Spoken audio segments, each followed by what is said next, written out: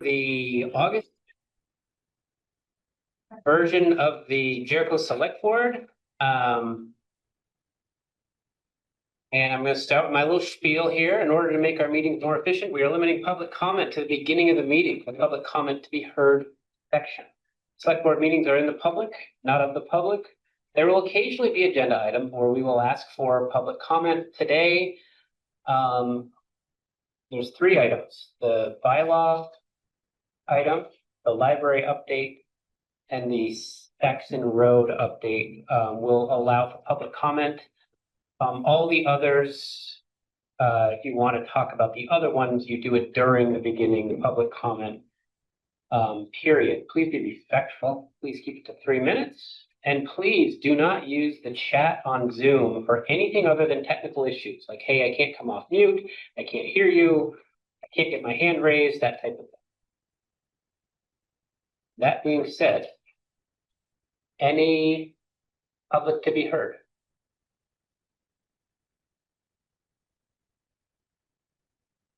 Chris, you missed my spiel. Did you have any public to be heard? You wanted to?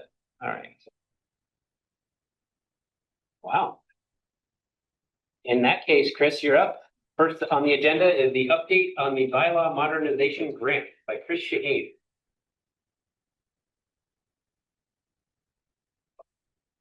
Thank you. I think the last talk about this was the June 20th select board meeting, where we had the first hearing on the bylaw modernization grant, zoning amendments that were coming forward. And then there was discussion at that meeting and some discussion about potential changes, and that's what I'm going to talk to you about tonight. Some of the amendments. I think it was the first July meeting that we had the actual hearing, and then. Got it. Yep. Okay. Yep. And at that meeting, there was a request to meet with the fire department, which I have done, and I'll get to that.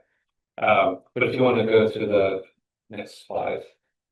So if you're joining us for the first time, the bylaw modernization grant zoning amendments are looking specifically at the 3 village centers in Jericho and what changes can be made to make it easier to build housing, make them more walkable communities, and streamline permitting processes to make it easier to get permits for those areas.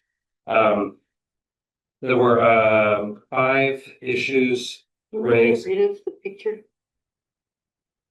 Oh, can't see it. That's a good point. I don't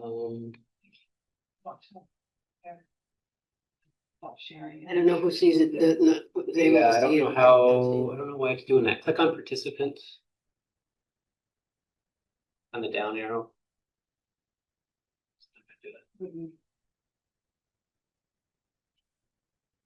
Hold on, let me just stop sharing for a minute. Hey, Chris, while they're working on that, can you move that microphone that's right in front of you? Can you move it away from you? You're sort of in this weird sort of stereo, like you're being picked up by 2 microphones at once, which makes you hard to understand. How's that? That's better, I think. Also, not talk as loud. I think it does not ever work when you share in presentation mode. And I've been in IT a long time, and I usually never pull it off, or I can do what you're trying to do. It looks good Me? now. Okay, But like, I've never done it smoothly. So I would exit presentation mode and just do it where you can see all the notes and be a little unprofessional. It'll be fine. So at least you can see. I mean, that, because I don't know whether Yeah, people on you Zoom can't can see it. Because Well, everyone online can see it, but the people in the room can't see it. We- Online is seeing. that, but we Yeah. see lovely pictures as well. So do you see this now? You know what's happening too I is don't know, it's frozen. your TV. So last time this happened. Oh, yes. You had to reboot the TV. Oh, geez. Okay, I will. We'll have to, I'll look over. That could be the problem too. Yeah, I can show you. I can also just walk through the. Peter, raise your hand and then put it down, please. Oh, No, it's not. So it's not. It happened last night as well. on your wastewater task force meeting? Yeah, is the screen frozen? Yeah, the screen's not. No, but it used to be like.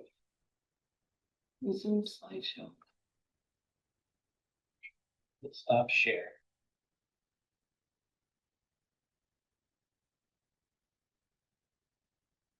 What's it doing? Oh, It's, if you're not duplicating this, Yeah, it happened yesterday also. Yeah. You need to go to. Enjoy the art in the room. I was. That's really pretty. It's called Trails and Pathways. Yeah, I closed those. Yeah, that, it's the way the monitor's set And the up. big one behind you is sunrise in the Oh, wow. in Africa. And one of the, I think it was in Zimbabwe. Where she said everybody came out on this trail at sunrise to get the water. Amazing. Oh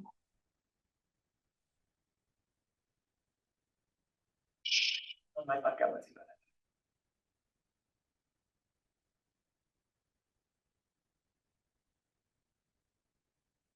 Why did it happen?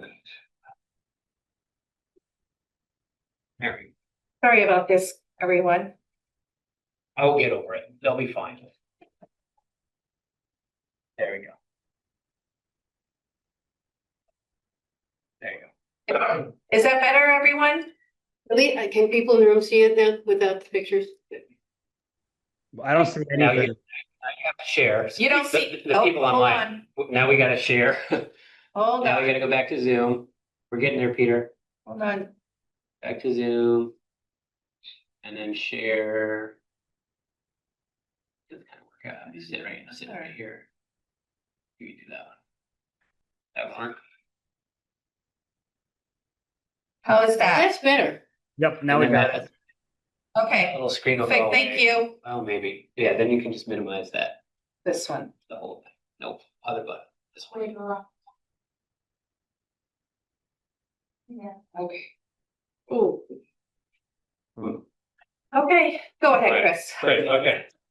So at the last, at the first public hearing on the zoning amendments, there were 5 issues that came up that would be considered substantial changes, which would require a second hearing. So I'm gonna walk through what those are, and then there were 2 minor changes that don't require a second hearing, but I'm just gonna walk through what those are as well.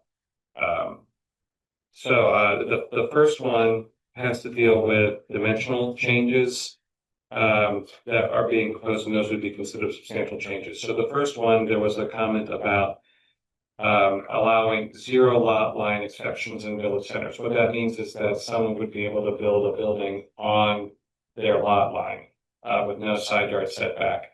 There's also a provision that buildings need to be at least 10 feet from another building. The regulation as it's currently set up or proposed has a minimum of a 5-foot setback. So if you had 2 buildings achieving that type of setback, you would have that 10-foot separation between the 2. If you allow one building to go to the 0 lot line, then you would in effect be requiring the property on the next to push back 10 feet. So you would be imposing something on a second property, which I agreed with, does not make sense. So the proposal is to remove the 0 lot line exception in village center so that it is now a 5-foot setback requirement. That would be a change in the pending proposed amendments. The second would be maximum front yard in village centers. So right now, there is the regulations have a minimum setback, and based on the guidelines in enabling better places, which is the guide that we're using from the state, it recommends that there be a minimum and a maximum. That maximum is recommended to be based on the context of what's around you. So what those buildings are. So we did an assessment of what those buildings are and found out that the average or the typical setback was around 25 feet.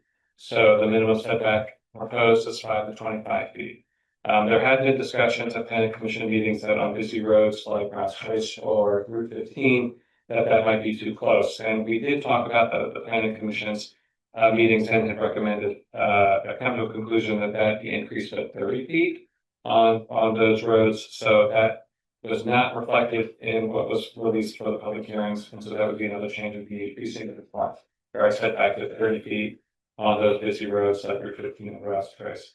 I also note for clarification that that setback is from the property line, not from the road. So if a road is, the property line is say 10 feet back from the property line, then a house would effectively be 25, 35 or 40 feet if you with the setback requirement. That's what someone wants to do. You can move on to the next slide. Another comment that came, I believe it was Catherine that made this suggestion, was not requiring curbs on major collector streets in village centers, village and commercial districts. So right now, there is a there's the zoning recommends that there be sidewalk and curb and gutter in certain districts, does not require it. The planning commission discussed that and was comfortable requiring it in village centers and village districts where we want to encourage pedestrians and more street life.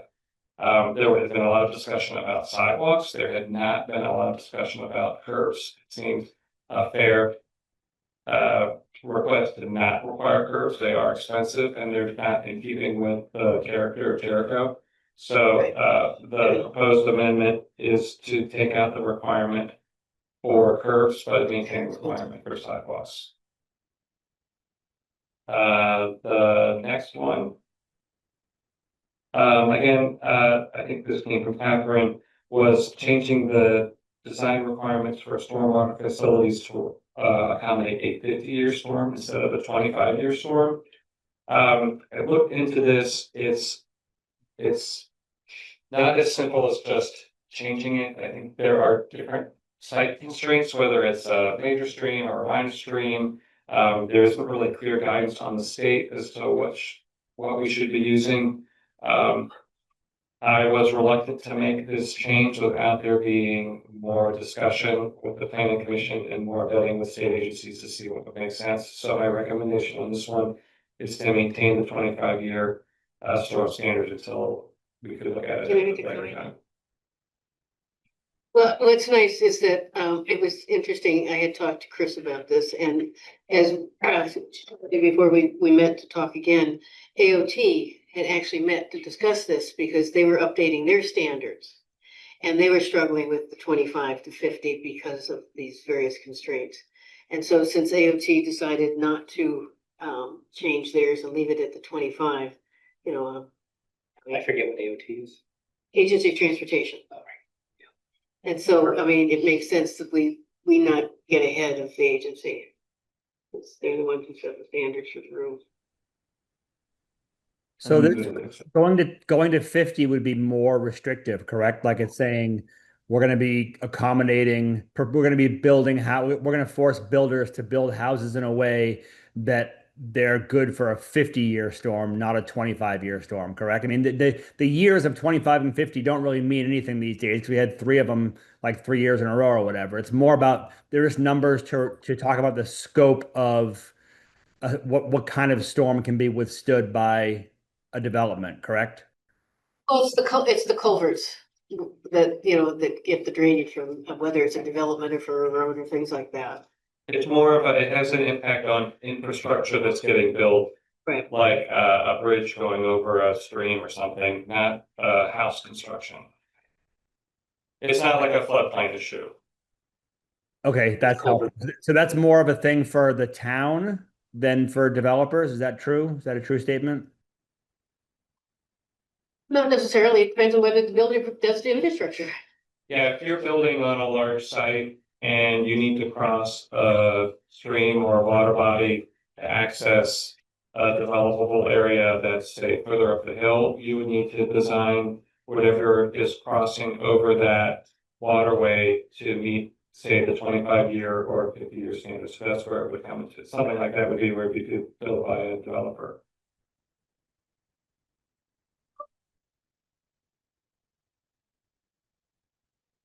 Anything else on that one? No, I just thank you for, you know, looking into it and finding out that AOT was working on the same thing. Thank you. The last substantial change had to deal with comments that we received from the Underhill Jericho Fire Department.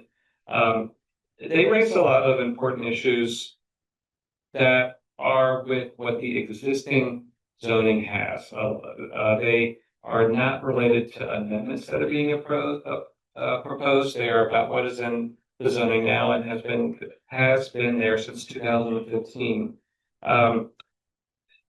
They are looking for fire and safety provisions to address a built environment that is being proposed in our villages. Those types of regulations are typically not in zoning, and zoning's not the right place. But they would usually be in a building code or in a separate fire ordinance. We don't have a building code for Jericho other than the state. So there might be other ways that Jericho could address this. There are some things that we might be able to include in zoning. In talking to the fire department, we identified what a couple of those things were. And talking to Chris Flynn, our zoning administrator, and having to figure out how to vet those and make sure that there was something that we were comfortable with, and going back and forth with the fire department, that would push approving these, bringing a second hearing that included those changes back to probably October at the earliest. We had hoped to get these amendments done by the end of June. And since what we would be able to include in zoning is just a small piece and not really a comprehensive approach to fire safety, my recommendation is to not include amendments that address these comments at this time. I do recommend that the select board continue working with the fire department, identify a select board point of contact to work on this, and then have a couple of meetings with that select board point of contact, town staff, and the fire department to figure out the best way to address this comprehensively, and then come back to the select board with that recommendation. And one of those recommendations might be look at X, Y, and Z in zoning, and then we could take that to the planning commission to consider. Or another recommendation would be, look at PDQ in a separate fire ordinance, so that we're taking a more comprehensive approach to this. So I don't know if there are any questions about that. Can you explain? I don't totally understand. You said that some of those things are better addressed with a fire ordinance and not through zoning. Can you give me an example of something that a fire ordinance would do that wouldn't be appropriate to be in zoning, just for my own education? This is not an area that I am well versed in. I can give an example of something that would be appropriate to put in zoning, which would be like, if you have buildings that are closer than 10 feet, and 10 feet is an accepted standard for fire separation. If you're closer than 10 feet, then you should have fire resistant materials along that wall. So that's more of a conditional situation that could be incorporated in zoning because it's dealing with the built environment, and it would be a condition to building a certain way. Something that might not be appropriate would be requiring, full sprinklers of all buildings and all situations through the attic. I mean, those are things that are typically in a building code and not zoning, which deals with land use. I don't think that was a very good explanation, but this is one of the reasons why I'm recommending that we take some time to do this right, to fully understand what can go where. When I look at other towns, I did do some research into this.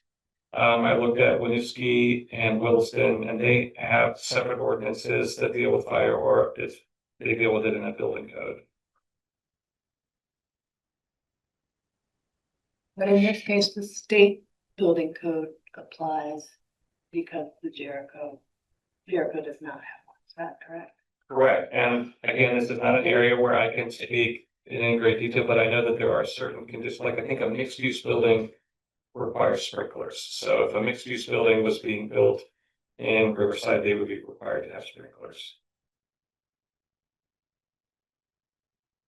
And so let's say we do what you're suggesting, which is basically we continue working with the fire department. We heard their concerns. We like their concerns. We want to explore how we figure out how to continue working with them and, approve building in a way that works with them. And let's say we do that and we come back and we like, you know what? One of these changes, one of these updates does not work.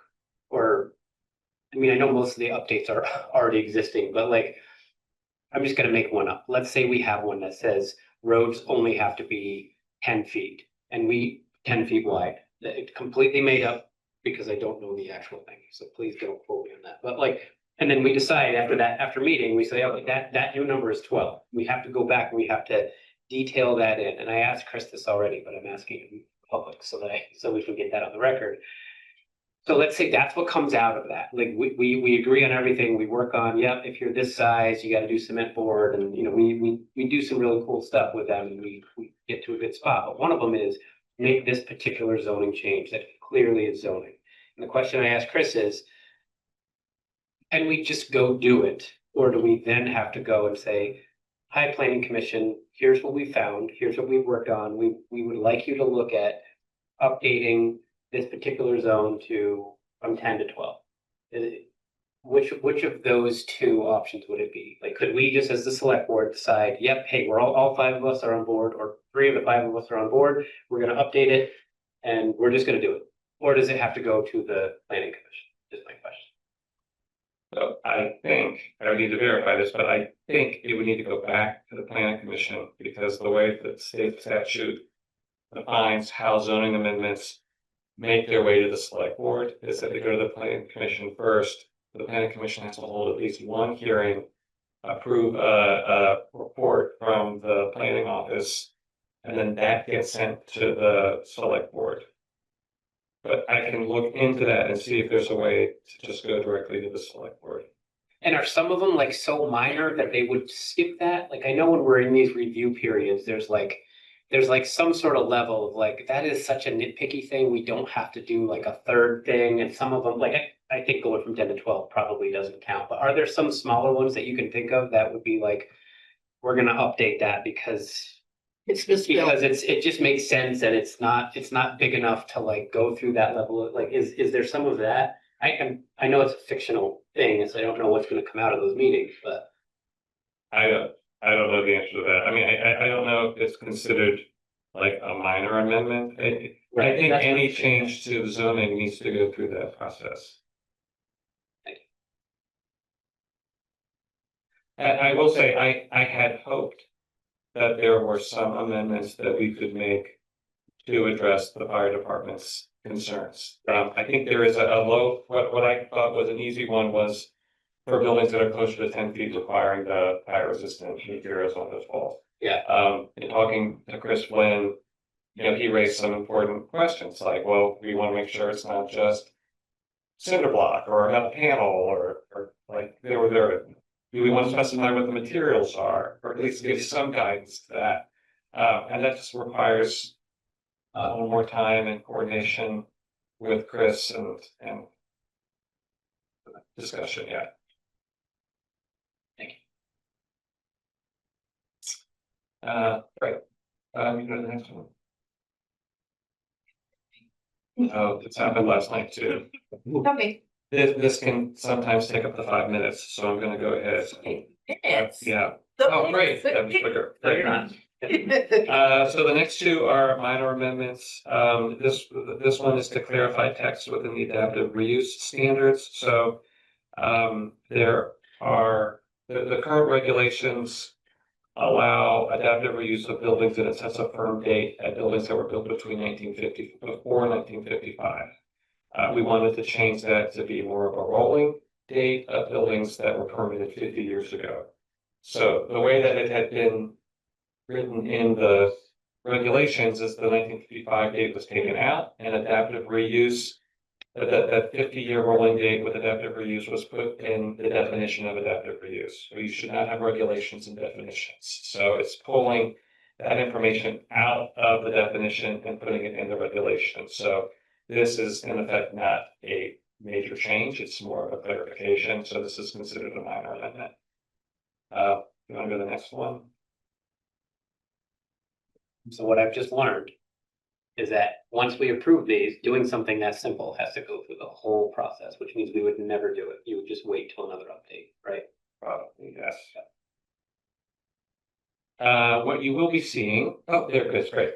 So this one was just an oversight on my part, being so focused on the text amendments and not thinking about the map and updating all of the names on the map. So one of the things that we're doing right now, we have a village center district that is consistently applied to Jericho Center, Jericho Corners, and Riverside. We have broken those out into 3 separate districts. A use that may be appropriate in Jericho Corners may not be appropriate in Jericho Center just because of the scale of the community. So it gives us flexibility to do that. And if we go down the line, if we do master plan streets for the villages and we further tweak zoning, it's already set up for us to do that. So the change to this map changes the names of it changes the names of the village centers to their new village center names, so that they're really the regs. Also, there was a minor boundary adjustment to the Riverside Village Center, which is where the form-based code applies. That change had been made, but that's not so much an issue here because that had already been changed. So that is the last amendment.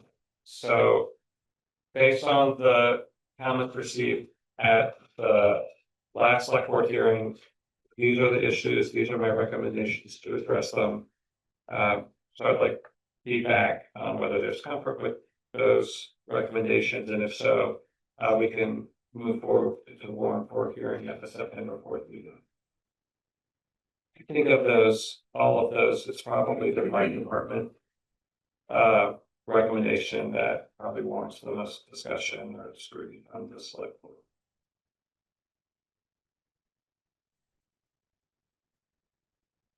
I'm comfortable with the recommendation.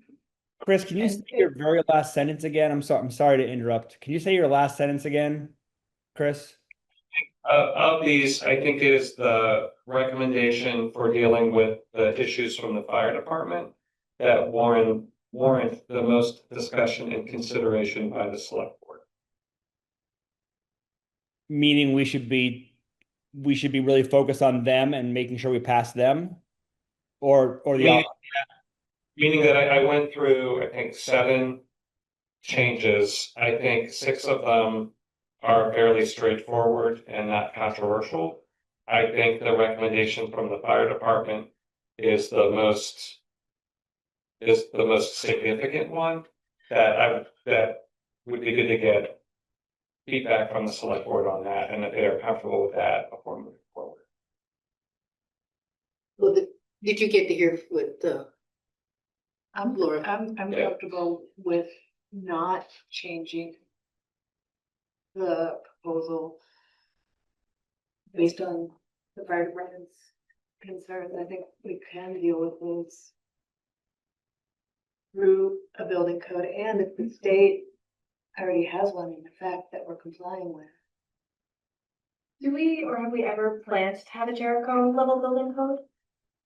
It's not in the foreseeable future because that requires more staff, and all kinds of regulations that follow, but this, as long as you're following the state.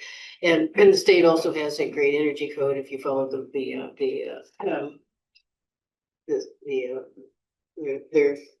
one that they update every 5 years, and a lot of the stuff gets taken care of that way. Because there aren't that, it's really the bigger cities that have building codes on their own because they have huge departments. But I'm fine waiting and working on to a better solution with the fire department, since most of the stuff they're complaining about is already in the books. From my memory, some of the things they were complaining about could be looked at other ways, like, oh, like we can't turn the truck around here. It's like, well, do we need to talk about, do we need different trucks? But there are other options besides Right. adding that to here, so. Peter, your thoughts? Apparently, we're doing all of our thoughts on this, on Chris's last comment. We lose Peter. I'm thinking. Continue on without me. I mean, not without me, but somebody else talk.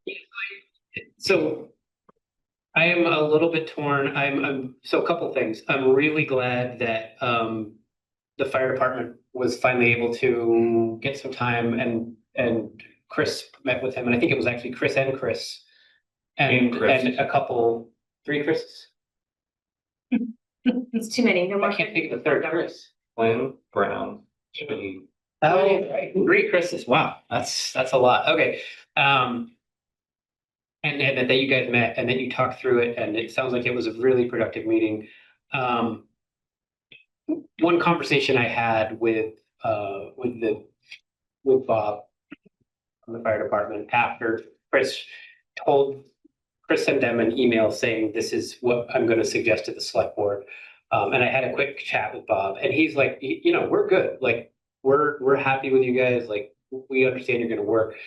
He had a really good point of, but you're gonna, if you approve these now, like, there's a whole development waiting to go up, right? Like, waiting to get permitted with these changes. And I think his concern was, it kind of seems like now's the time, right? What bad name? Hold on. Greg. Thank you. Tatro is gonna, you know, he's gonna like get all those permits in. When he's probably waiting for this, and then we're gonna approve them, and then who knows? However many were in that first proposal thing that they ran through. Like those might literally go in the day these get, you know, these are on the books or whatever. And I think his point was, so then you might end up with a whole neighborhood that doesn't have the things that we're going to talk about. So that I did think was a really good point. I don't know what I'm personally stuck on is I'd really like to get these in. They represent a lot of work by a lot of people, Right. including Chris, including all of the planning commission. They've been working on this for a long time. And they certainly understand all these changes and why they're important better than I do.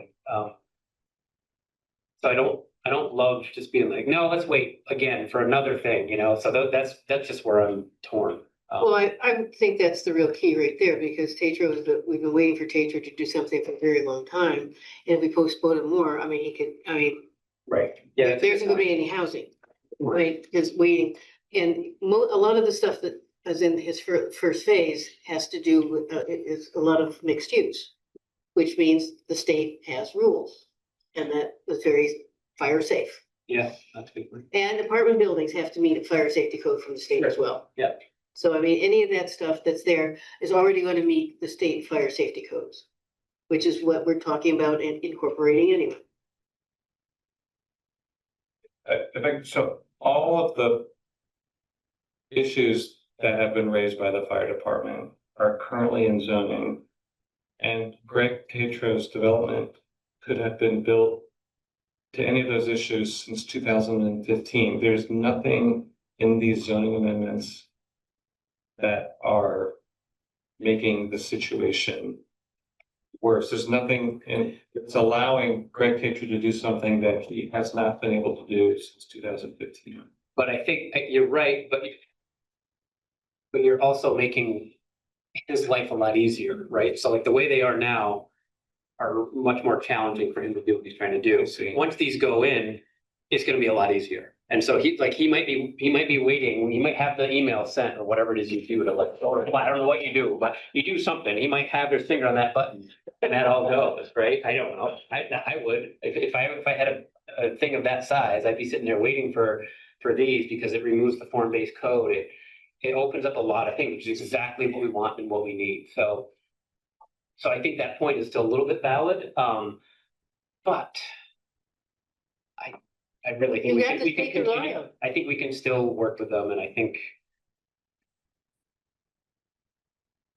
as long as we do work with them, you know, I think we should, if we do end up proposing to notice the meeting for September 4th, I think we as a select board group should also come up with a plan of one or two of us working directly with one or two of them. They don't know. Do they have open meeting law? Do they have a forum that they? Eric, who's them? Thunder Hill Jericho Fire Department. If we meet with the fire department, if if you just have the two selectmen and them, it is not open meeting law. Okay. Cool. If you have a full select board meeting, yes. Right. No, I got that. I just didn't know if they had like, oh, you have all five, They're three, a private- five, they're a four. private entity. They're a private entity, so they don't have to follow open meeting law. I mean, not good, but.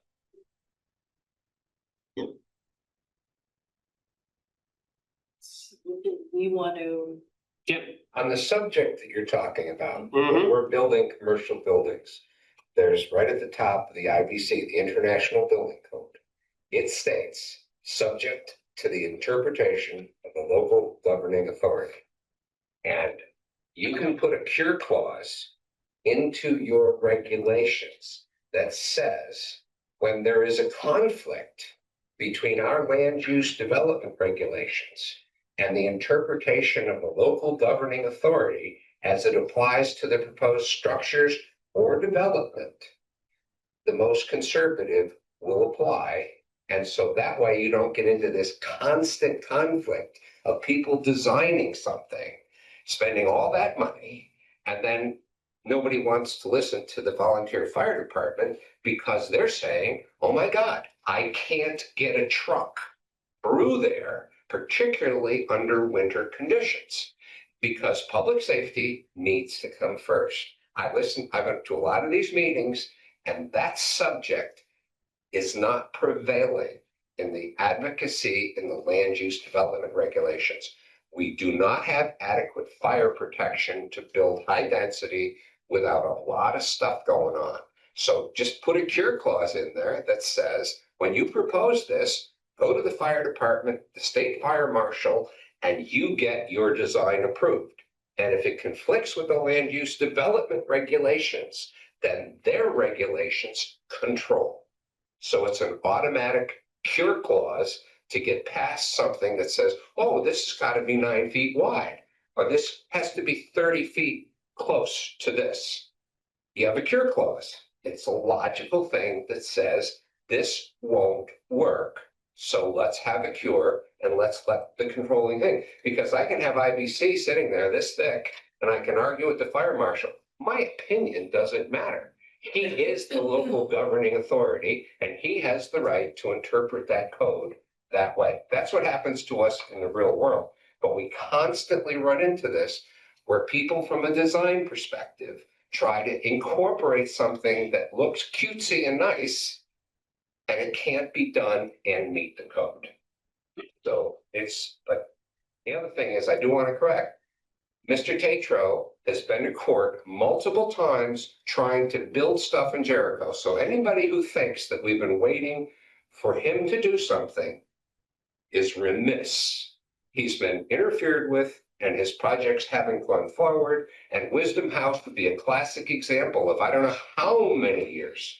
And that's still not settled in these proposed regulations. okay. So let's All right. not get the rose colored Here to glasses. talk about what we have in front of us, but I do appreciate your first comment. It's a good point. I'd never heard of a closed, what'd you call it? A cure clause? Cure clause. I Googled it. Googled a little different than what you're saying, but I think I get the gist of what you're talking about, so appreciate it. Other comments on this subject as we move forward? So I'm definitely sort of, first of all kidding aside, I'm on a lot of Benadryl, so I'm a little bit foggy and having a little bit of trouble thinking super clearly. I'm a little, I could see myself voting no on this. When it comes before us, honestly, based on Chuck's advocacy, and I'm feeling like I need to get off Benadryl and sit down with Chris or with Susan or someone from the planning commission and really get comfortable with the larger plan to address housing. At this instant, this is feeling to me like nibbling around the edges. And not doing a ton to make development easier. And I have been an environmental activist my whole life, and cannot believe I'm saying I want development to be easier, but we're in a crisis with housing, and um, I'm having trouble seeing this as a big enough step, which is, I guess, kind of like there's some biblical thing about half the baby or all the baby or a whole loaf or something. I don't know. That's just where I'm at in this instant. I mean, we're not making a decision tonight, but that's just kind of where my head is at. And I'd like to sit down, Chris, with you and sort of talk this stuff through. You have to remember, Peter, that this particular grant was very specific at what could be looked at in modernization. Yep, I understand that, but I'm just not convinced at the moment that it couldn't have gone farther than it has, which is kind of the idea of sort of get half a loaf, one loaf or whatever. Because it didn't fit the constraints of the actual grant, because bylaw modernization, when you wrote it, was for particularly to update the Riverside area. And then it started like Peter said, getting a bigger picture. And then they went, yeah, and of course there was overruns and everything else anyway. Heidi has her hand up. Heidi, go ahead. Yeah, thank you so much for allowing me to speak and listen in. And I have to say that, Peter, a number of us on the Planning Commission have also shared the concern about the limited focus of this work. And it's been a real struggle for many of us because of the imperative to address many of the things that have been brought up by lots of folks who have in the community who've been gracious about this, turning up at lots and lots of meetings to help make sure that we were hearing from them.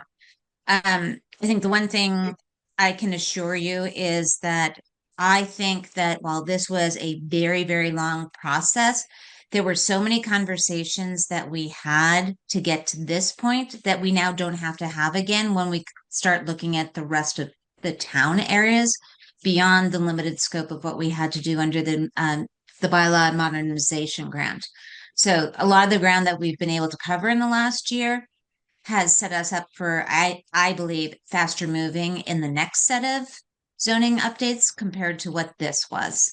So I just wanted to offer that as sort of context, and I think it'd be great to sit down with Chris Shaheen and Susan Brzee and just talk through point by point the things that are giving you pause, because it is important that there be sort of some additional context, as well as reasons that we only went as far this time, but the speed at which we'll be able to go next time. Thank you. Thanks, Heidi. Just so good. This is Laura. I don't know if you can see me. Is there a time frame for sort of the next stage of zoning changes? Oh, you're on mute. Or can't hear you. Heidi, you're muted. Are we muted? Yeah, my Heidi? apologies. I didn't realize I'm back here again. No, so Chris Shaheen is working with Susan Brzee, who's our chair, to map out what the next scope of work is for us. And the timeframes. And I know that there are many on the Planning Commission who are dedicated to looking particularly in, as you know, wastewater. And then the other key priority issue is really moving and doubling down on the housing priorities and ways in which we need to attend to what's happening beyond our 3 centers in ways to make it possible to create the kind of housing that people are asking for in Jericho. So I'm going to punt the timing question to Chris Shaheen in terms of how long, what the timetable will be. I'm just saying, as a member, we are now so much better educated and understanding of the complexities and the trade-offs that I think our conversations will go faster. And I also think that Chris Shaheen has really learned quickly and has been an incredible guide for us. I can answer I can't, I think. No, you can't look there. So that's Okay, behind. it's- Yes, behind Yeah. the computer. Okay, So- I want to answer the timeline question, but I also wanted to answer one of Peter's questions about what we were focusing on now. So there are lots of issues to discuss in zoning, and having something that was guiding the focus of the planning commission was super helpful. And for that, we were using the Vermont Enabling Better Places Guide, which had very specific recommendations of things to look at in zoning, like what's an appropriate building setback for a village? What should you look at before you come up with that? Is that what's in your zoning? If not, make this change. Where should parking be located? This is what the guide recommends for creating walkable village centers, which are different from other areas like in the rural ag district. Is our zoning consistent with those? If not, like make this change. Lot size, density caps, specific recommendations for how to structure a form-based code, like strip out everything that is prescriptive, like roof slopes and columns on buildings, and focus more on how many windows are on a building, set a percentage, things that don't dictate style, but dictate outcomes. And those are all very much concentrated in our village centers where we want to have village areas where we want to have that walkable environment. So that's what we have been focusing on, and we've been using that Enabling Better Places Guide to focus our work. The Enabling Better Places Guide does not have recommendations for how to cluster residential development in a rural area where you can have a concentrated area of buildings here and then this much area of open space with protected natural resources. What we are now, so that's part of like, why are we focused on what we're focused on and why have we not looked at other things? In terms of what our timeline is for looking at these other issues, the select board has passed on to the planning commission, I think it is 8 specific recommendations that came from the Affordable Housing Committee.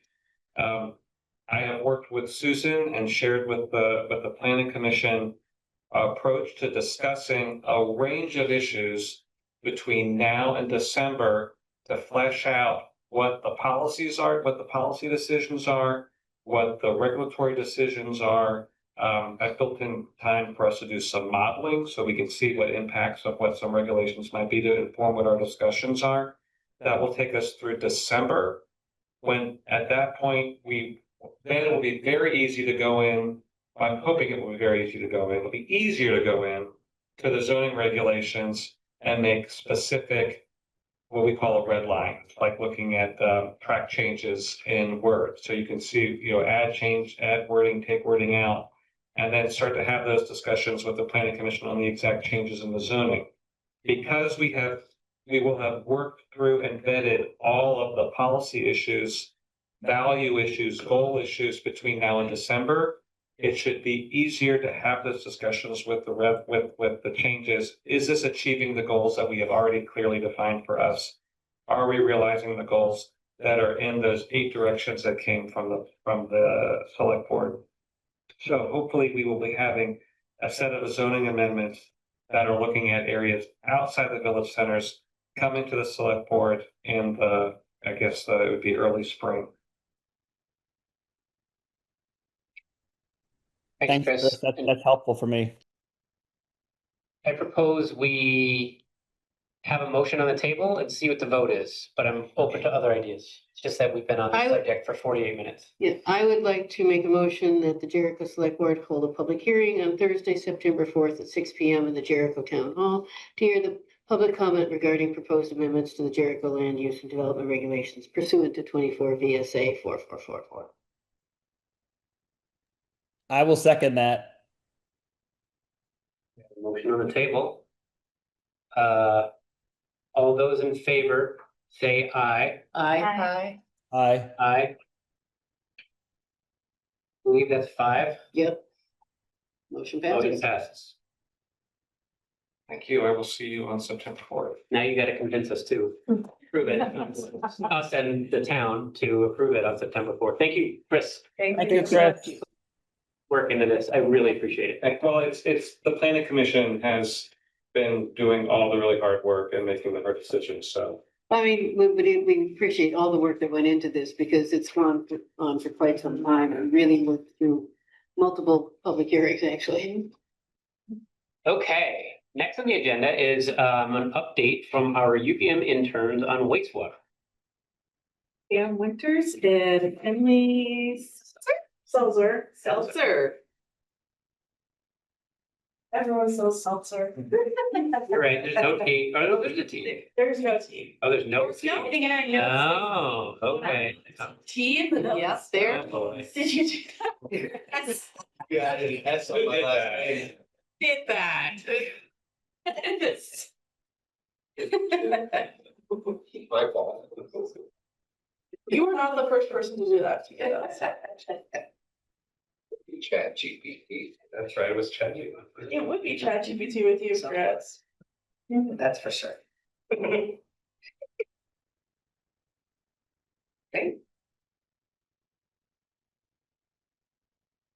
Awesome. So I'm Finley. Cam. We're UVM interns. I think not all of you were here when we did our first presentation. Not all of you were select board members yet. We're interns here to look into wastewater outreach. Wastewater is important for Jericho's future based on the town's long-term vision for compact walkable villages surrounded by working lands, forests, and natural resources. That said it all. We can go on to the next 2 slides. I guess also just to reiterate, select board hired us to help gain more public understanding and support for wastewater, proposed wastewater project. So they hired us. That's what we've been doing all summer. Get more into what we've been doing on those slides. We're gonna take the TV down for a minute. All the Zoom people can still see the slides, so if you guys can work with that, I propose we just keep going. People in the room we'll get it back on, we'll get it going as we're going, but that TV is gonna drive me crazy to can't run this meeting. I think the next timeline, is it the timeline, right? Yeah, it's the timeline. So that timeline, if you could see it, which would be really awesome, it would just show that right now we're in the first week of August. So all week we've been just working really hard on editing our draft of our final white paper proposal, or not proposal, white paper document with all of our summaries of all of our research that we did, and then summaries at the end of our recommendations to the select board, and then also to any other towns in Vermont that may be interested in undergoing a project like this.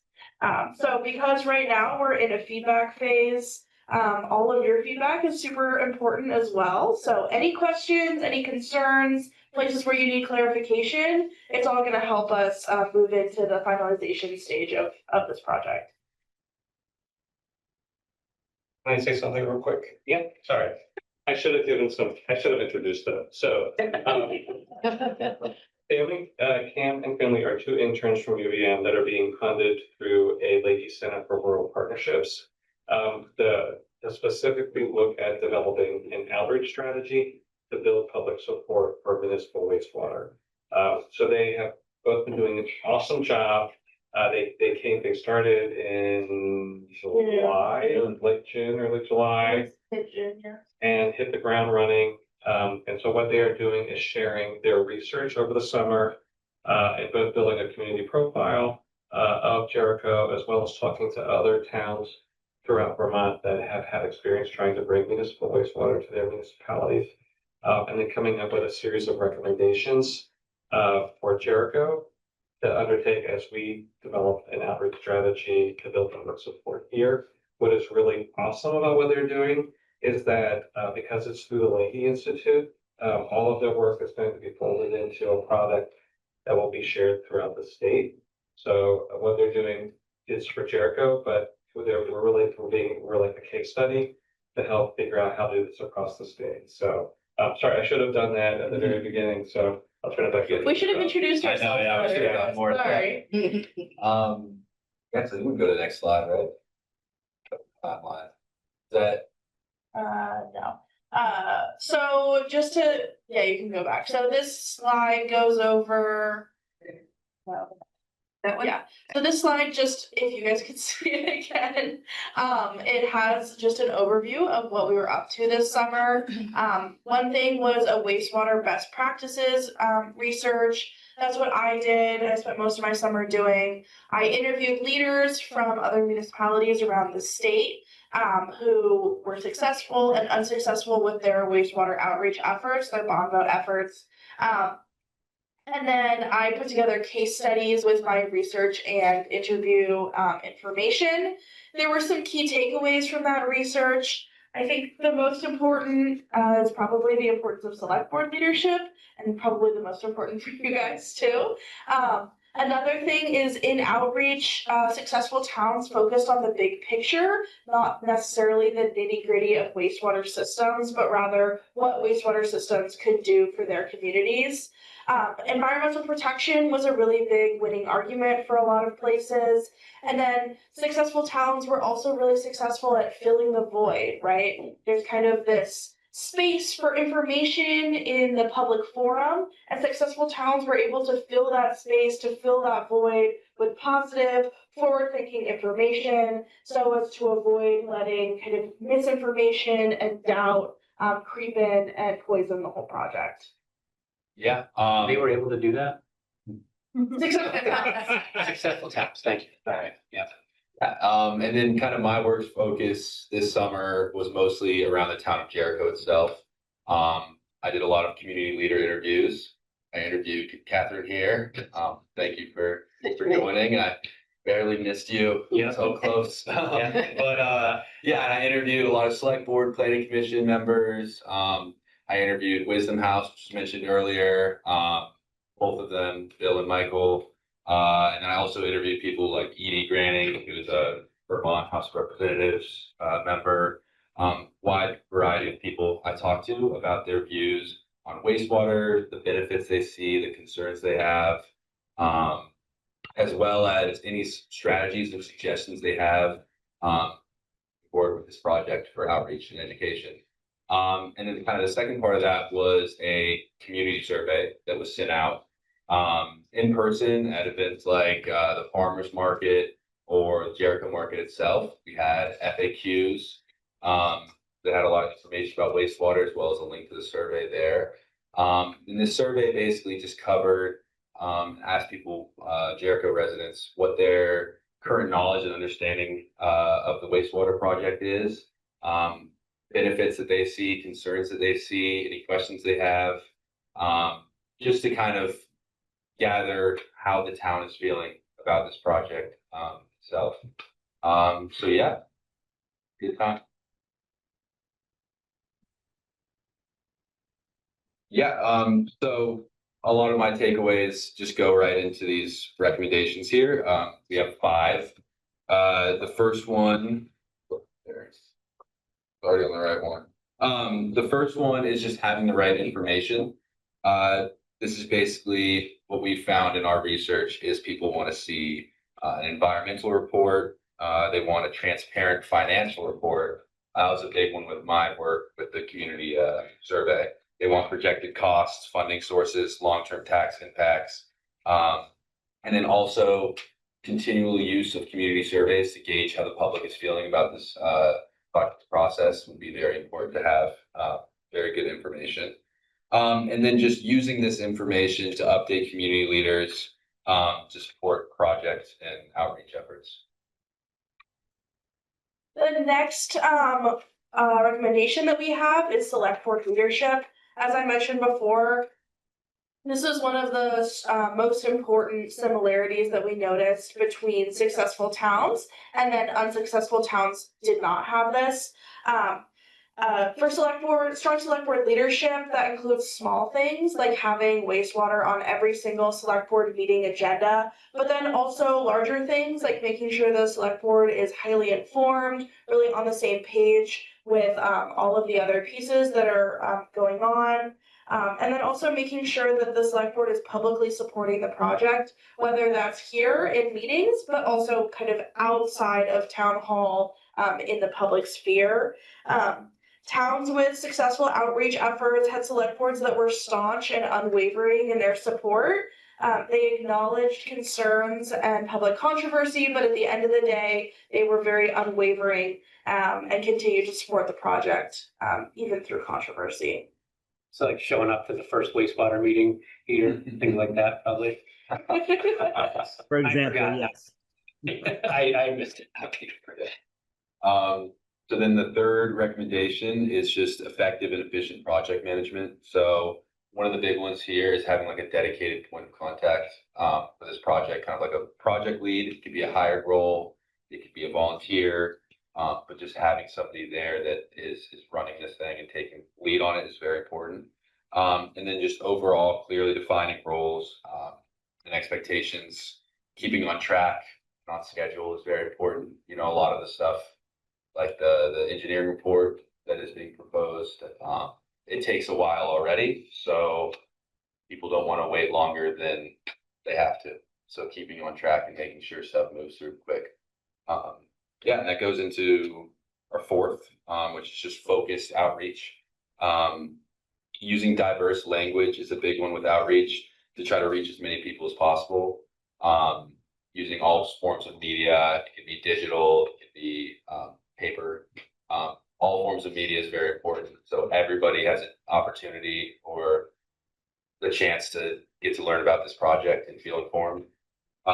Using clear language, a lot of explanations, also kind of tying back to the right information. Individual costs of this project is very important. Letting people know how much it's going to cost them as a resident. And the last one is just highlighting how this project protects what people love about Jericho. I kind of see this as like protecting Jericho's rural character, kind of the Jericho-ness.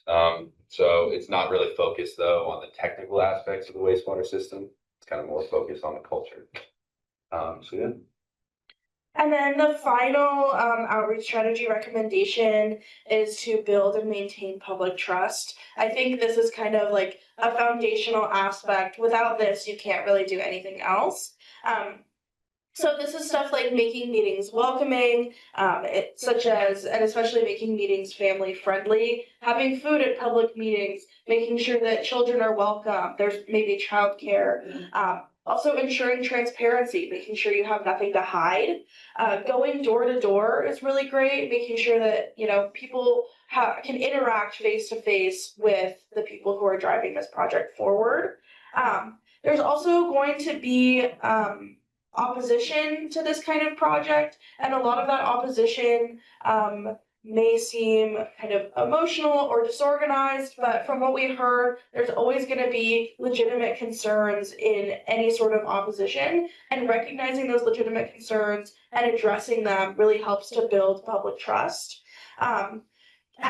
Having humility and eagerness to listen, inviting all types of people in. Like what I said, there's going to be people who disagree with you, but inviting them in, inviting them to have a conversation, being open, no matter who they are, really helps build that trust.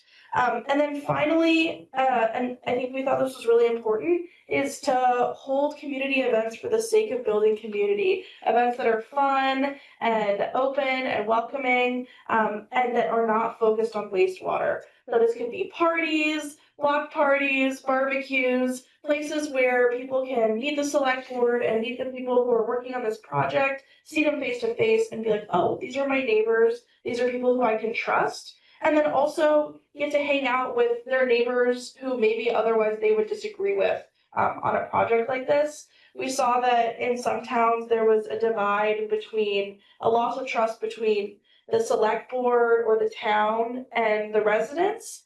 But there were also losses of trust between residents. And so having these kinds of fun community building events helps bridge both of those gaps, right? It's a lot harder to say mean things about your neighbor on Facebook when you were just at a barbecue with them last night. Peter's got his hand up. Go ahead, Peter. Hey, Finley, so and I've heard this presentation 3 times now, so I am listening, but but I'm listening a little less than I would be. Because I was thinking about this at the wastewater task force meeting, Finley. So is the idea of having outreach and building public trust through meetings and pizza and stuff like that, that isn't focused on wastewater. Is that an idea that you and or Cam sort of came up with, or is that a model you saw playing out in other towns? That's a great question. That's a model that we saw playing out in other towns and that we saw working really effectively in other towns. There was one town in particular in Wolcott, and their select board chair, she was telling us about how before in Wolcott, there was kind of a missing sense of community, but since she's been on the select board, one of her top priorities has been to build that sense of community, to have regular community barbecues and parties, and that she's been able to do that. And she said that she thinks building that community also helped her with the wastewater project.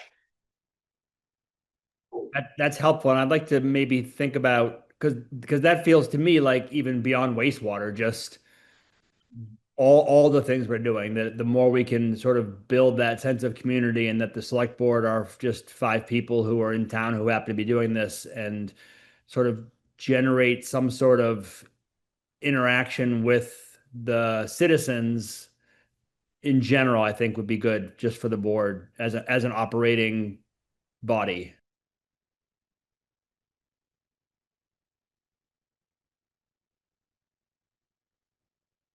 To move the next steps then. I think, do you guys have any other questions? Do we get a written report, even though, at the end or? Yes, ma'am. That's in progress. Okay. It's called a white paper. I know. I know it's a white paper, but, I don't, you're also going to include the survey and stuff, because it would be important to have what the constituents that you interviewed had on the survey, because that goes along to determine what the problems are going to be looking forward. You said included in the white paper. You want You're all the white paper, but I also want to, have the survey itself with Yes. responses, because again, that will also give you an idea of where the biggest problems are going to be in terms of. Yes, so all of the responses are in a wastewater folder. They're on an Excel sheet. So those are all available. For the actual white paper itself, we took the ideas from them, like the most talked about responses, but there's a lot of still good information in there that you can go in and read, especially in the comments section. So yeah, it'll be accessible. It'll be in there. We have some direct quotes mentioned throughout the white paper from residents themselves as well. So yeah. Yeah, but you heard a lot of stuff at the farmer's market. Yeah, no, it was great. A lot of people. I think we actually heard more at the Jericho market. We were able to like flag them down a little bit better as they were walking past. Yeah. But You're even closer to where we need the most housing. Yeah, Exactly. Okay, Thank you. Thank you. Thank you. Jim, for I your didn't have efforts. this one as one of the things, but if it's quick. A simple question, is your report going to deal with the applied technology in the towns that you interviewed? For example, Jericho has got massive municipal proposals heading towards $40 million. Are there any towns that you saw that successfully implemented or planned much lower scale, more modern technology at much lower cost, so as to get there faster, better, and cheaper? honestly, I'm not an environmental engineering major, and neither is Cam. So there's some information about like the capacity of these systems and the cost of these systems, but we really focused on outreach. So on each page for each town, there's about this much about the actual details of the system, and the entire rest of the page is about kind of the outreach and the background, the planning background for each of these towns. Yeah, and I think that's kind of where that recommendation for having the right information comes in. I think finances is one of the most talked about aspects of this project. So making sure the amount of information that we have is enough and it goes into enough detail is very important. But I think hiring environmental engineering interns next year, maybe. If we want to learn more about that. Thank you. Heidi, real quick. Yeah, thank you so much. And real quick, I just thought, that a lot of, just as Peter said, a lot of the recommendations for outreach could apply to any project and are really just awesome recommendations. I think one of the pieces that I was most impressed by and I thought was really meaningful was what Cam was just saying about having the right information. And I might have missed it, Cam, but I think just making sure that those key points about what is the right information. And I remember you shared with us at the Planning Commission an example of some of the materials that other communities put together that were really meaningful to help community members understand what the timeline was, what the costs were, et cetera. And so I just hope that as you deliver whatever your final product is, it will have those things, because I think with content specific to wastewater, you uncovered some really helpful ideas for us, in addition to the process pieces that you just outlined. So thank you so much. Yeah, and I kind of see, like, obviously these 5 suggestions, they go way more in depth than what we have here. But the having the right information is mostly about what information people want to see and want to learn more about. There's a lot more details that cover in the focused outreach section. It talks about financial, it talks about environmental information, and it talks about ways to approach and tools you can use to educate the public with that information. I think, Yeah. sorry, I think that having the right information, I said, like, the public trust is a foundation. I think having the right information is another foundation, right? Like, having the right information is important, sure, for organizing great outreach, but it's also really important for making sure that you guys understand the project and for making sure that everyone's on the right page. It's essential for both, like, the public facing side, but also kind of like the internal planning facing side.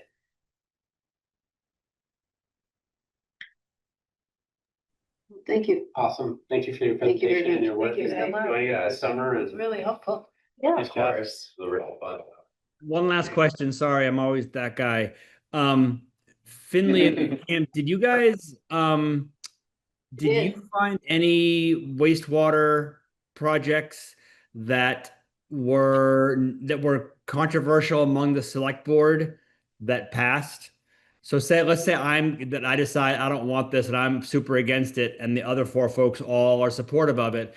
Were there any stories you found where that still passed, or was that just an automatic, didn't happen?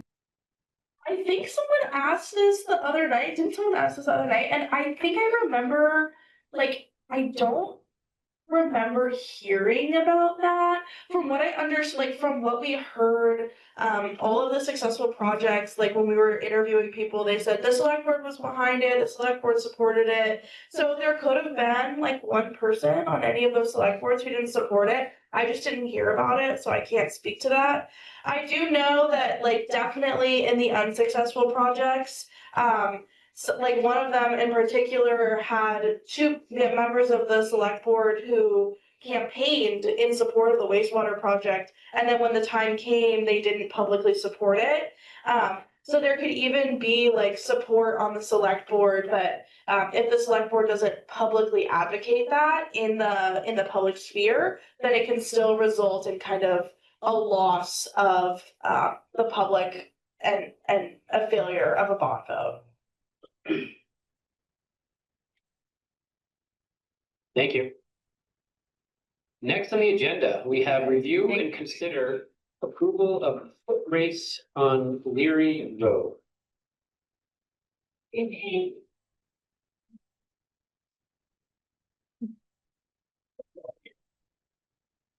Hi, I'm Jane Agrin, and I'm on the board of Friends of Wheeler Field, which is a field on the corner of Nashville Stage Road. And September 20th is gonna be our last farmers market. Yeah, I saw the flyers. That was pretty cool. Yeah, so it's the last of the season, and we're gonna be doing annual pickleball tournaments kind of thing, and playing some games. And we thought, hey, let's do a little running race or fun run or walk. And it's around a 4-mile loop, and there's a part of it that's on past the West Bolton Golf Course. I think Jericho is that part of Stage Road and then turn left onto Leary Road. Right. And part of Leary Road is in Jericho. So the loop, which is about 4 miles, which everybody in the neighborhood uses to run or walk, it's a very common loop. Right. MMU did a foot race there a number of years ago. So, we just wanted to get some of the townsfolk to come and be a part of that. And wanted to know if you guys felt okay with that, since some of it is on Jericho roads. First question is, what did West Bolt say? Did they shut you down right away or? No, they said, fine. Yeah, no, they were fine with it. I thought maybe. How long do you expect to close it down for? We wouldn't be closing the road down. Yeah, I mean, it would take about, for runners, it can take 45 minutes, hour and a half. There's not a lot of traffic. I was gonna say that it's not well traveled. Do I have a motion or more questions or a motion? I was just gonna say what time of day is gonna be. Well, the farmer's market is from 10 until 1, so we were thinking somewhere, I don't know if it would be before that or 1 o'clock. We hadn't gotten that far. We wanted to make sure that it was okay to do it first, and then we'll get more specific about it. Probably smart to stick to one side of the road. That way, if traffic does come, there's enough space for a car and runners or to be safe. Yeah. Cause that's what we did with Old Pump. Well, that was out and back. This looks like a loop. Yeah, So you should just But- be on the correct side. the whole Yeah. way, yeah. So it's just on one side of the road Yeah. to make sure they're safe. Yeah. I'll make a motion to approve the foot race on Leary Road. I'll second that. All those in favor say aye. Aye. Aye. Aye. Thank Thank you. you very Thank you. much. Thank So you. thanks for having me and thank you for listening to us and So making. how's the farmer's market going on that It's way? been really good. I mean, for such a tiny little place, yeah, it's a lot of people come out. Yeah, And it's just one Saturday a month. just one Saturday, the third Saturday of each month. And, for such a small community, it's just been really special and, bringing people together. So thanks for all you do. Thank you. Appreciate it. Next on the agenda is update the Deborah Rawson Memorial Library expansion. Aaron, Walker, And Holly. and Holly, not in my notes.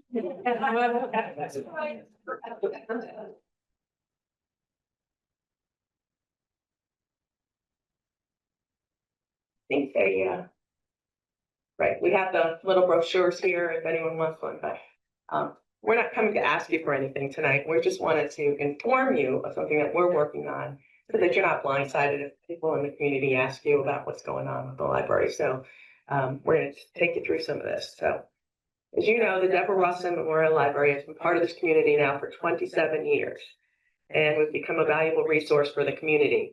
And of course, we have books, but we're also a community gathering spot for public meetings, programs that entertain, socialize, and educate our patrons. We are a resource for people needing internet, people looking for a spot to work, tutors, tutoring students, young families, and groups meeting to socialize and expand their minds. With the expanded usage at the library, it has become very apparent that we need more space. Staff space is dysfunctional. We have no more room to expand our collections. People trying to work at the library must share space with other activities. We've had to turn away people from programs due to a lack of space. Oh yeah, you love our closets and stuff. Those are good. Yeah. And programs in the fireplace room often run at capacity. As a result, we are looking at expanding the library and renovating the current space to better accommodate our patrons and our staff. We held 2 community meetings in June to kick this off, and it was really exciting. We had some really good input. We have hired Wyman Lampier Architects to assist us and the community with creating this vision for the library. We have grant money available to pay for this part of the process. This will involve a lot of outreach with the wider community, so we'll be starting to have a lot of community meetings so that we can learn what the community wants and needs and envision what we can build and what we can afford. Our initial thought is that we will engage in fundraising to help pay for part of the cost of that. But we will need a bond to pay for the rest, which is where, of course, this comes in. At this point, we don't have any indication of costs. We had our first kickoff meeting with the architects last night, so we are really early in this process. But we do know that it will not be a 2026 build, and we're not looking to build or go to bond or anything in 2026. Now, we might ask to do a vote later in the year, but at that point, we're not looking for money next year. But there could probably and possibly be something for 2027. So I know, Paula, you were asking a lot about budget wise, right? Yeah. Yes. So, as soon as we get more definitive answers, we will, of course, let you guys know as soon as that comes up. But everything's tentative. It's going to depend a lot on the community meetings that we hold, what we get back from the people who we invite in, and we're going to reach as many people as we can to get input and see where we want to take this library. But it's really exciting for us because we really need some more space, better space. Any questions? You can ask Holly.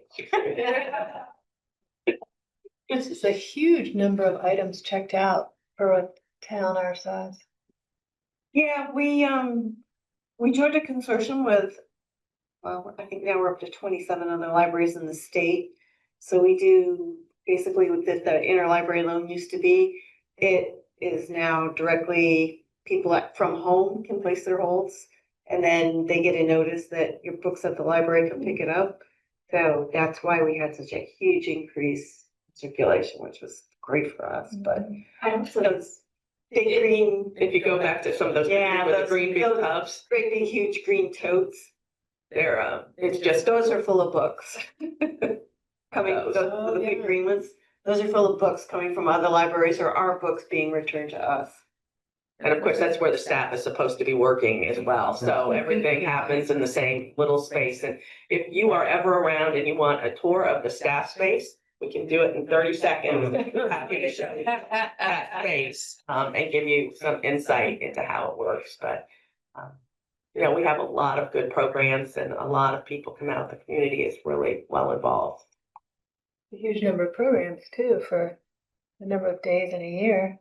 Yeah, we do. Well, yeah, Holly's busy and Abby does a lot with the children for the children's library. Okay. I don't have any questions. Anyone else have questions? Well, That's fine. I kind of aware of it since my husband was on the board for quite a few years. Yeah. Yeah, that is true.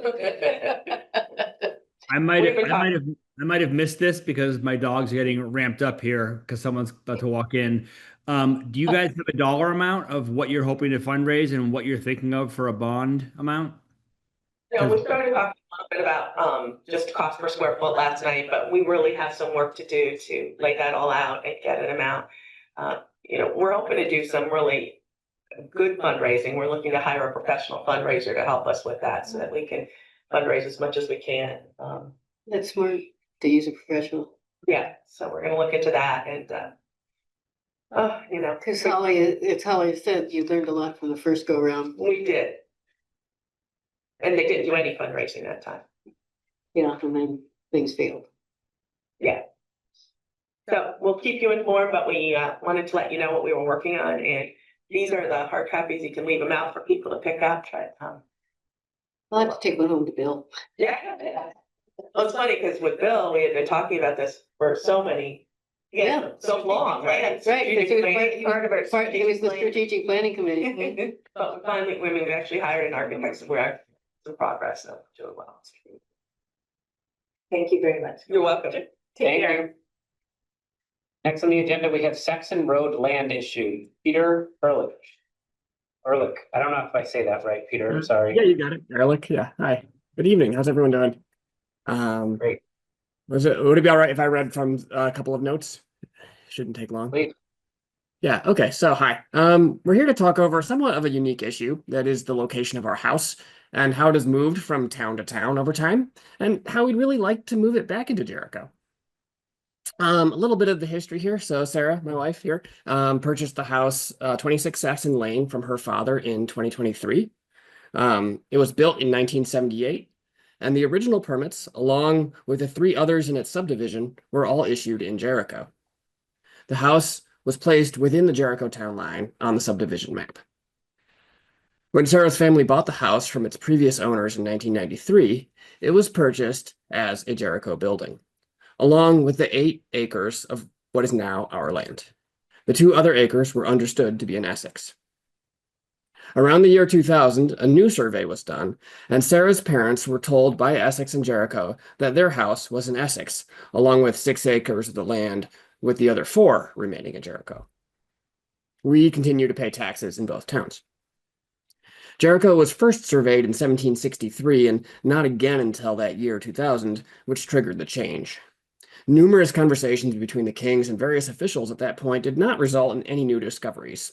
Even though the distances in question are rather small, less than 100 feet on the location of our house, they are significant enough to place the house in Essex based on that survey. The conversations concluded with a letter from Representative Margaret Hummel, CC'd to Gay Symington, directed to Sarah's parents, Barry and Kelly King. Representative Hummel concluded that the correct next steps were to do what we propose today, a town line alteration to include our parcel fully into Jericho. To do this would require first an agreement between the 2 towns, and then a ratification by the State House. We're prepared to take an active role in leading this effort and resolving the location of our house to match its original intent. Ultimately, this house and our families are tied to Jericho. Many of our friends and neighbors live here. We are served by the Jericho Utilities, Roads, and Fire Department, and children in this house have always attended Jericho schools. We go to the Deborah Rawson Library for events, and I'm a volunteer on the Jericho Energy Task Force.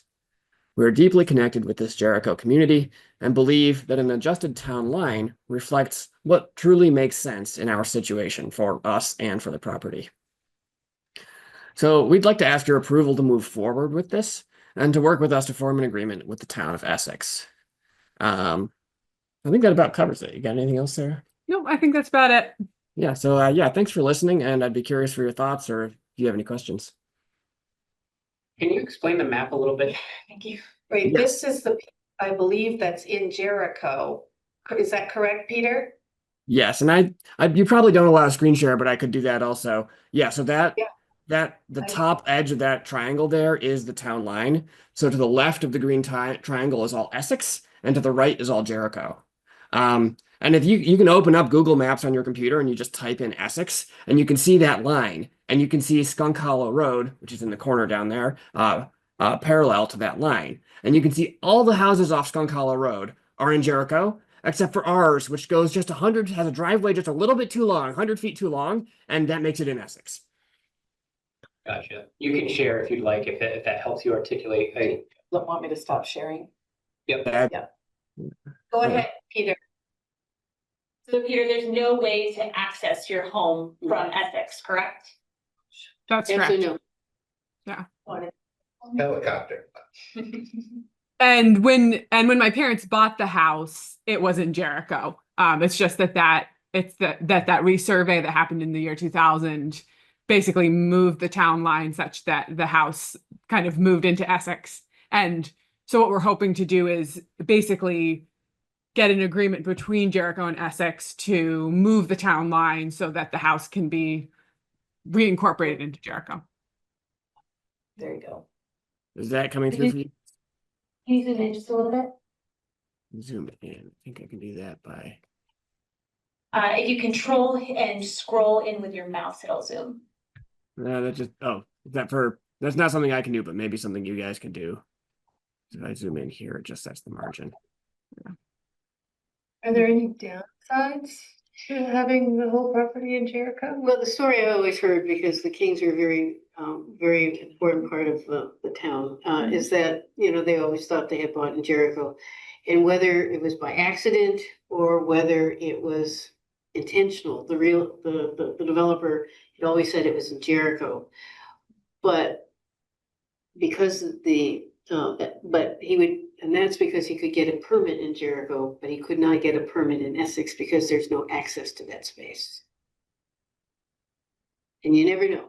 But there's no downsides to Jericho making this change. Right. is I mean, I assume is it my assumption that we would have to pay Essex some amount of money for the land and then all of a sudden we get to collect those taxes and they don't? So over a course of time, it would eventually be a wash. Is that a fair guess? I don't I know, think 'cause folks in this room probably know more than me. I would say there's some argument to say like this was an error that put it into Essex in the year 2000, and that like this is the correction of an error. Whether Essex sees it that way or not, I don't know. yeah, I mean, because for a while, Jericho collected taxes and Essex got a smaller amount. Now Essex is getting a smaller amount and we're getting getting a larger amount. But we're getting a Essex smaller amount. wouldn't get anything if they transferred the whole But there's- property. But they're not doing the whole property. They would just want They're that just house. Well, they haven't actually said anything about that. That was my question, Peter. So you talking about moving the town line so that your property, so the town line follows the border of your property? Or are you talking about just kind of jogging it 90 degrees, 90 degrees, 90 degrees around your house? Have you thought to that level yet? A good question. I think what matters to us is that we are Jericho residents. And I think we should do whatever sort of the consensus is that makes sense for this fairly unique situation. I sort of assumed that would be the parcel boundaries because that is sort of like that is an established line. But I don't know. I'm not a lawyer. I haven't done this before. It might partially One more- depend too on what Essex is willing to agree to. Right. The line before they redrew it, are you proposing to just go back to before that? Is that what? No, I don't think because like going back to whatever the line was before, it's probably not even known what it was before. Probably like there was some surveyor in 1763 that did something, and like there's no way to know what that was. So I think they should go back to I'm sorry, that distracted me. I mean it should go back to our house being in it.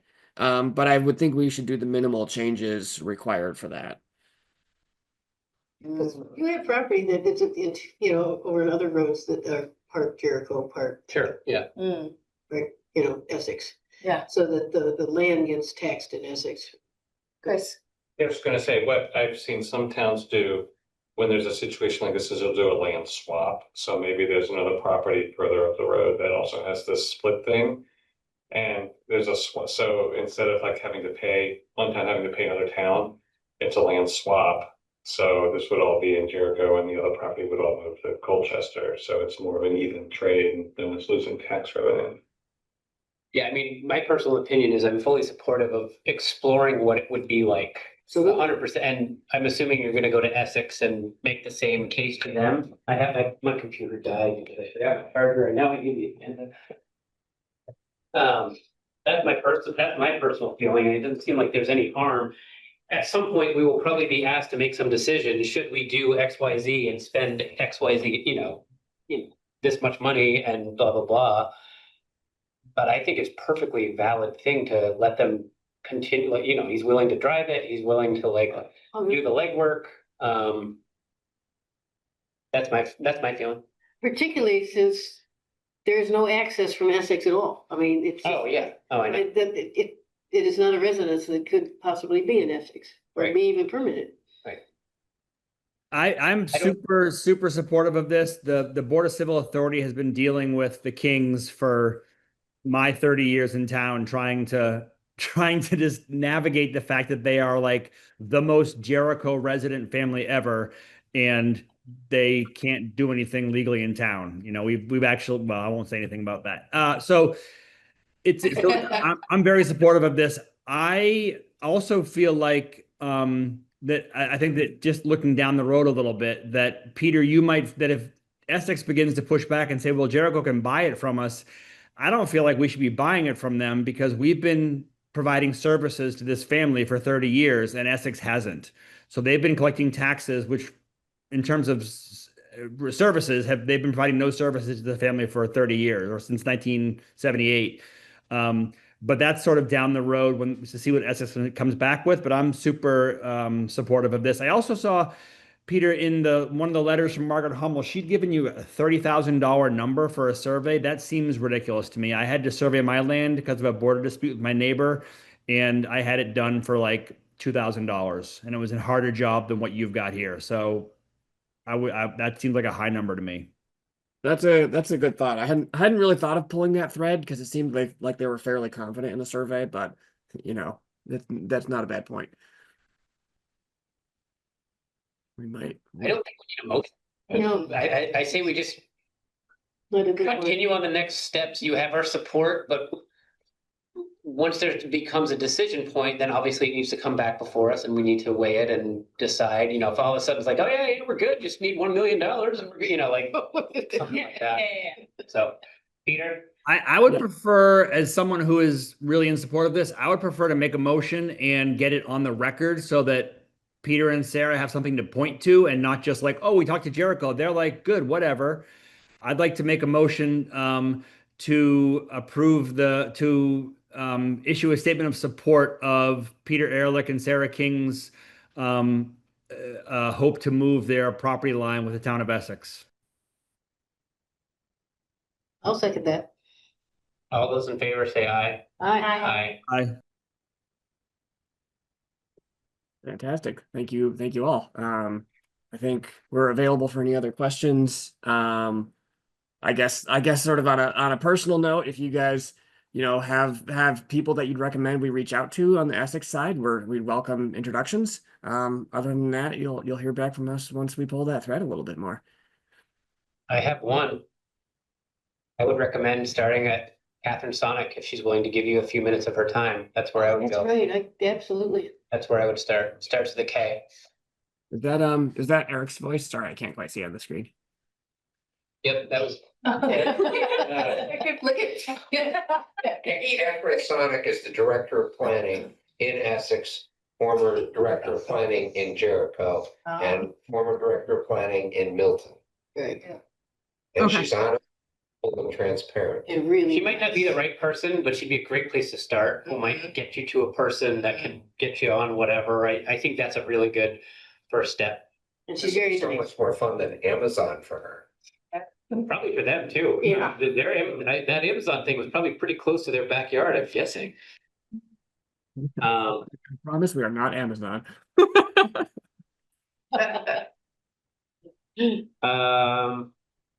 Thank you for your presentation and all that. I lost my thing, so now I'm gonna be a little lost. I think Peter goes. Peter. We're gonna dip out. Hey. So thank you. We're doing the Peter Booth thing. Yeah, so the next on the agenda is appoint Peter Booth to the wastewater task force. We just need a motion. Motion to appoint Peter Booth to the wastewater task force. Second. All those in favor say aye. Aye. Nay. Too bad, Peter. Yeah, I have it. Appoint Peter Booth to the Jericho Community Development Corporation as chair. And I'll just give an update here. When the wastewater task force came up, we were a 3-person board. And through the discussion of the wastewater thing, we really felt like we certainly needed select board participation on it, and it was suggested that it be the chair that be on it to really show, yes, we are 100% behind this thing. And so I felt at the time that I couldn't really do both, and so I asked Peter if he would be willing to take over the GCDC as chair, and then I would do wastewater with the plan of me stepping down. And we had our meeting this last few weeks ago, I don't know, whenever it was. And we're finally getting to some pretty cool stuff in that committee. And so Don't you dare say I you're said I would gonna stay. I said I would stay if Peter would also join and be willing to be the chair of it. And he agreed, and they seem to be okay with me staying on. Yeah. For sure. Well, yeah, because you have the history. We're meeting like twice a month. I mean, once every 2 months, and but Joe Flynn just did some really, really cool work, and now we understand what's doable, and it's starting to actually come together. And I just was like, been on here for 2 years. I'm gonna leave now, so. No, you want So to, anyway, no, you want to see what happens. yeah, so anyway, next on the agenda is to appoint Peter Booth and JCDC as the chair. Motion to appoint Peter Booth to JCDC as chair. You gonna second it? I'll second it. All those in favor say aye. Aye. Aye, I think this is a serious power grab. absolutely. What is this next one? The next Some one is, culverts? yeah, we had to, we're gonna have to order some culverts, for Gravel. Also for our FEMA projects, and the total came to $19,188.80, so I need to have that approved. Any questions? Where are they going? So one of them is, a piece of one is going to be used in the Gravel, road that we're upgrading, Gravel. Yep. And another piece is gonna be, is gonna be used in Aldinger before that gets paved. And then another is gonna be for a FEMA project that we've got 4 last FEMA projects on Snipe Island and Leary Road. And that's what they'll be used for. And that will get money back from FEMA. In theory. Right, in theory. Right. Now, on the invoice, you have a grant aid. Are you expecting grant aid to help this, or you just need the money? Just need the money. Yep.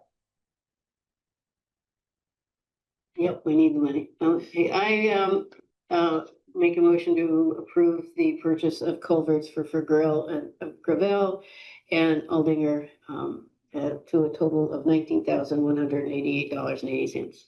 The second part. All those in favor say aye. Aye. Aye.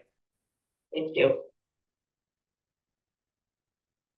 Approve request, so now there's a approve request to cater for Griffin Riders LLC to the Davis Farm for August 9th.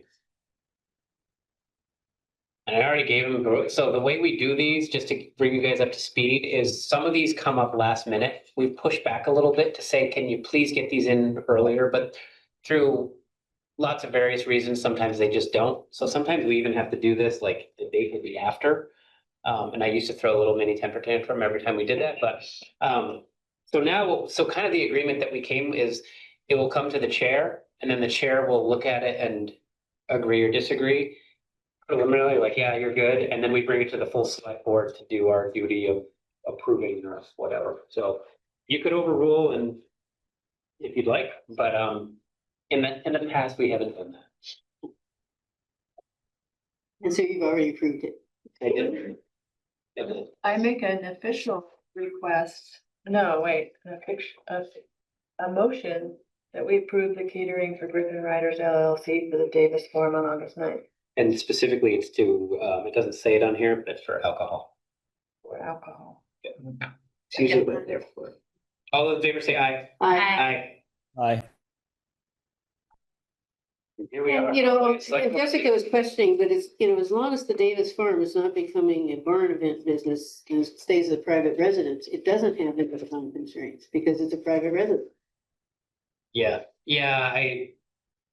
I read that, and then because of that, I got thinking about something else, and then of course I didn't respond, and so then Jessica's like, so can we do it? I'm like, oh, yes, sorry, yes.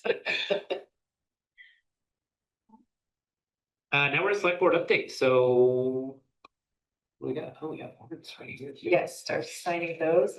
I have just a few updates. The first one that I have on here is I'd like to advertise for another highway worker. And I'm not sure if that should be on a future agenda or if that's just something that I can. You're the operating of Okay. officer, but is that for 5 or 6? It'll be for 6 workers. Yeah, yep. I'm gonna try that. Because you need definitely. Yeah. Yeah.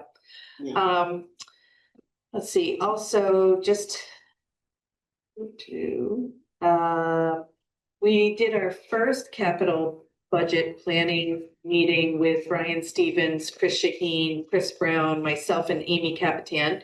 And we're hoping, I think our next step is to get together Chris Shaheen, myself, and Chris Brown. Oh, and Susan, just to kind of go over what we've talked about, and you guys will be welcome to join if, I will put that out to Brian as well, to talk about that and where we are with that. The next is, I do have. The next is just a little update on, the town report. I know we've put out, a timeline of what we're looking for budget and TMRI. But we heard back from the town report, people that are doing that we need to have the town report to them on the 19th of January. That's earlier than usual. The reason why it's earlier is that they are saying the mail services do not, they're not sending things out soon enough, so the town reports might not get to the people on time. So, Now, sometimes when we've done, that the timing is funky, that we don't put the final budget in until after it comes back for proofing. I think I think that'll be okay. I think we can send the report to them on the 19th and slide it in on after the 20th, right? I think we could put it in there. Can you remind me when we were planning on which date? The 20th of January. And that worked out better for the TMRI as well. The other option is, and this is an option that I guess towns are starting to do, is because the postage is going up so much, it's almost, I think for a flat, it's like $1.73. So you think about a town report and we send out 78 cents for a stamp. 1,000 of them, is that we order them the same amount, but we have them here where people could pick them up at the town office. They're available here. So that's another option, and that we would be able to push the timeline back for the town report. You could submit it on the 26th of January. I would also, So, I have a personal like for that because I know we are presently only sending them out to homeowners, and that way yeah, it's a little more equitable for everyone. So yeah. So What do this you is, mean? What do you mean? What do you mean? So in the past, my understanding is we only send out the town report to homeowners. So if you're a renter, you don't get it. right, Like it doesn't go to the address? doesn't go to the Doesn't go to renter, the it address. goes to the homeowner. Which So if I own a home, but I live in Florida, I get it? And You and own a whoever home lives here, here? yes, but we have the Gotcha. Florida address and we would send it to them. Yeah, So I know we It's like only, the taxpayer, like literally goes to the Yep. taxpayer? Okay, I Yep. didn't know that. yes. So right, it is more equitable than if the renters don't get it. Right, and so that it could be a benefit to having it here at the office where people could just pick them up. That's something, that's a decision Yeah. you guys would need to. Yeah, and there are those who really, like Bernie just kept saying, how come it's not digital? I was gonna ask that. We do have them digital. It's on the website. The exact packet, so like I Yes, click on it and yep. all right, cool. That's what I was gonna say. Mhm. I think we do that and, or we consider doing it, and we send out a link directly to it, not like go search the website, Right. but like here's the Right, link. here's the, Click yeah, on it and Yep. send that, or we have that as yes. whoever wants it, whatever, however we do it. We have put the PDF on our website in the past, so we've done that. So it's a decision, what you guys would think, either ordering them and just having them here, that way we could put it, we would have at least until January 26th to. I suggest that we put that on an agenda item because it's a Sure. big change. Yeah, And I would yeah, want it for sure. warned in case Okay. you feel strongly about Yep. getting it. I think it's a great And idea. also, it would be important the first year to order as many as you usually do. We would. So order that the people same amount. understand they have to pick it up. Otherwise, and then you see if only half of them get picked up, then the next year you only have to do so much. True. In terms of. Yeah. Did you have a quick comment? Yeah, several clubs I belong to, because of all the cost of printing and mailing, they basically ask the membership whether they will accept the digital link and not have a paper burden And if they want the paper, they go in and get it because $2 copy plus printing it. So if you make a motion, offer to the citizens and then make it an affirmative action on the part of the citizens to get the paper, you might save a lot of money. Yeah, that's a good point. Because I think most of them are used to light fires. I'd like there to be an option to request to have it mailed to you. Right, I was just gonna. I think there are people in town for whom getting to town hall is not a simple thing. Right. Yep. Yeah, we could do that. I'm Or, sure it would. or, you could you know, draft you it have up. those that are disabled or harder to. Sure. We could make the garbage trucks deliver them to. Heidi had a quick comment too. Thank you very much. I was just going to say, it strikes me that this is very similar to the kind of conversations that our town meeting reimagined folks had to have about ensuring accessibility. And with anything that's really so important. So my recommendation, if you are going to warn it, is also just to check in with them about any ways that they had to consider in the town meeting reimagined to ensure equal access to folks in Jericho. Thank you. Okay. And that is it. Well, I have a couple of the odd ones. Town Hall Art Project is going to have a reception for the artists for Trails and Pathways on August 23rd from 10 a.m. till noon. And then the Food Hub Community Lunch is this Sunday from 11 to 1 at Chamberlain Farms. And of course, it's free will donations, but it's, you know, totally free. Bill picked up 20 Mongo chickens that looked like turkeys yesterday, and so it's gonna be whole chicken sandwiches on a salad, and I know there's blueberries and blueberry lemonade, and I think blueberries in the dessert, because it's in Brooklyn. Sunday, 11 to 1. Mm-hmm. Sunday, August 10th. And this is one of those that become a real community event because it's sponsored by the Food Hub. And the first one, it was, you know, weather was pleasant. It was after a major storm, but so they couldn't get the electricity they needed as much to do all the pancakes and stuff in a fast manner. But people had a great time. The dinner in the winter, people again, all kinds of people came out, you know, families, young, you know, old and just all interacted. So it's part of that community outreach that they were even talking about tonight. Laura, any select board updates from you? No. Amy?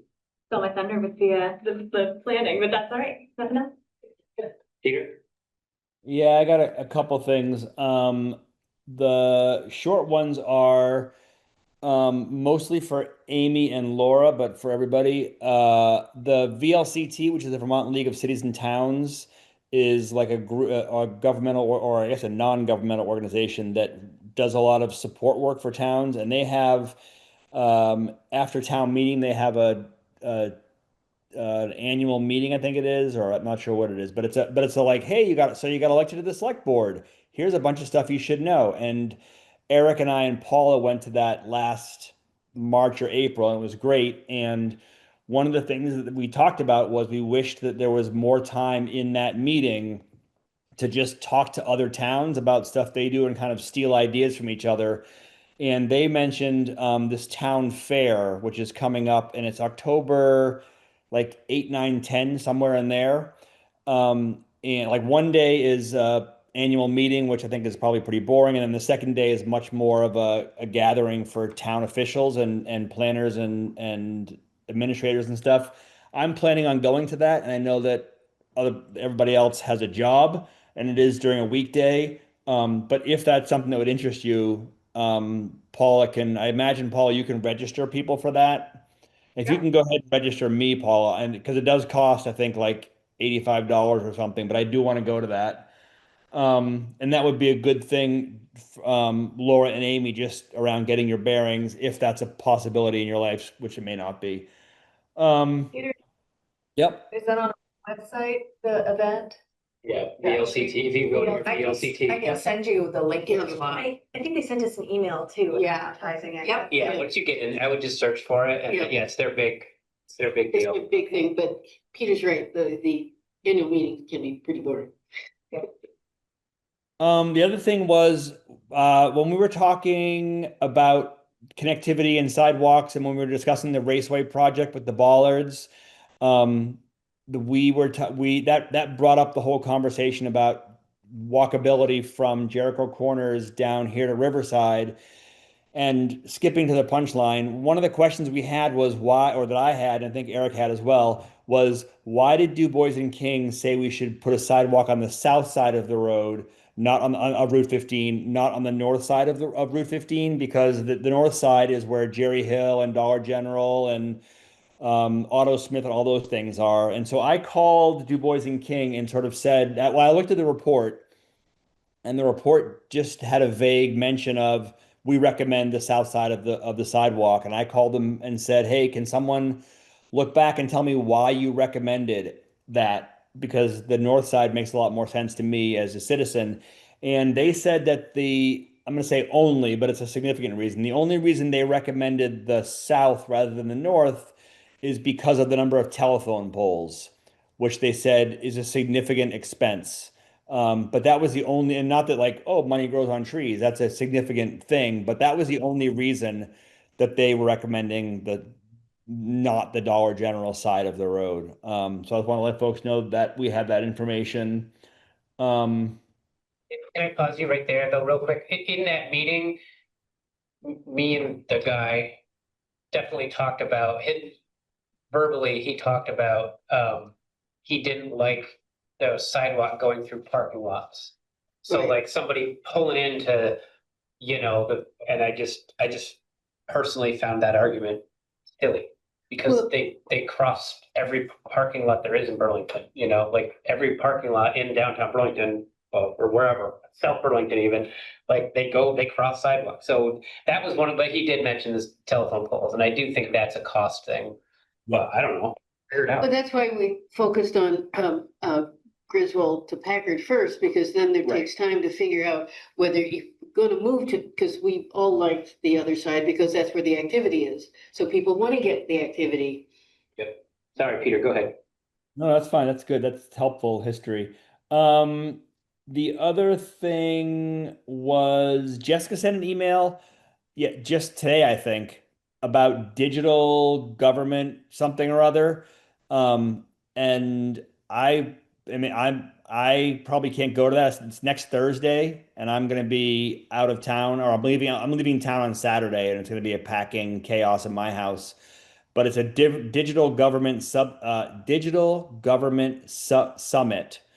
and I think it would be cool if either someone from staff or a select board member or someone could go to that. I mentioned at the wastewater task force meeting, I mentioned that it would be pretty easy to feed the Zoom video link into AI and have it generate a set of notes and sort of decision points and ideas. And because yesterday at the wastewater task force, we primarily talked about the structures of us as an institution and how we're going to work. And we were talking about putting that on the website, the wastewater task force section of the website. And I said, AI can quickly generate a thing to do that. And then today, Chris Shaheen sent an email to me unrelated to all of that saying, hey, just so you know, I had this big writing piece I had to do about the wastewater task force. And rather than doing it, I just fed it all of the information into AI. And in 15 minutes, I got what I had blocked off several hours to do. I got it in 15 minutes and then, I had to go through and verify it was all accurate and edit it and all that. But I think that there's some time savings and energy savings that could be that could be generated through the use of AI by staff. And I think that nobody really has that sort of mindset or idea, or it's like, I don't know how to do that. I'm just going to write this myself. It's easier that way. When you, like I said, Chris Shaheen, who like he said had 2 or 3 hours blocked off to do this job and it was done in 15 minutes. So that digital government thing, I think has a workshop they're doing on AI. So I wanted to just mention that. And then a fairly lengthy thing is the wastewater task force sort of report out, which I want to do. Should I do that now, or do you want to wait till other people are done talking, or? You're the last one. I don't have updates other than I kind of gave my update about the JCDC thing. I think you should give an update, and then I think we should probably have it as an agenda item so people know when they're looking at the select board if they feel like joining or not. But yeah, I say go ahead. Okay, so I'm just gonna I kind of last night during the meeting I bulleted off things to ask for or to report out to you guys. So one is that Eric is the chair and I'm the vice chair, and the reason that people felt that I should be the vice chair because they felt that it really communicated a strong statement from the select board that we're supportive of this. Somebody said that I had suggested that either that maybe Susan Brzee be the vice chair, and someone in the meeting, I forget who, said that they felt that there was a narrative among some members of the public that the select board was sort of being forced to do this by the planning commission. And that person, who I genuinely forget who said that, but that person said, I think it makes sense for it to be the select board and not be a member of the planning commission, since the select board are the people who are going to be doing this work and pushing it forward and need to be the ones advocating. So I'm the vice chair and Eric's the chair.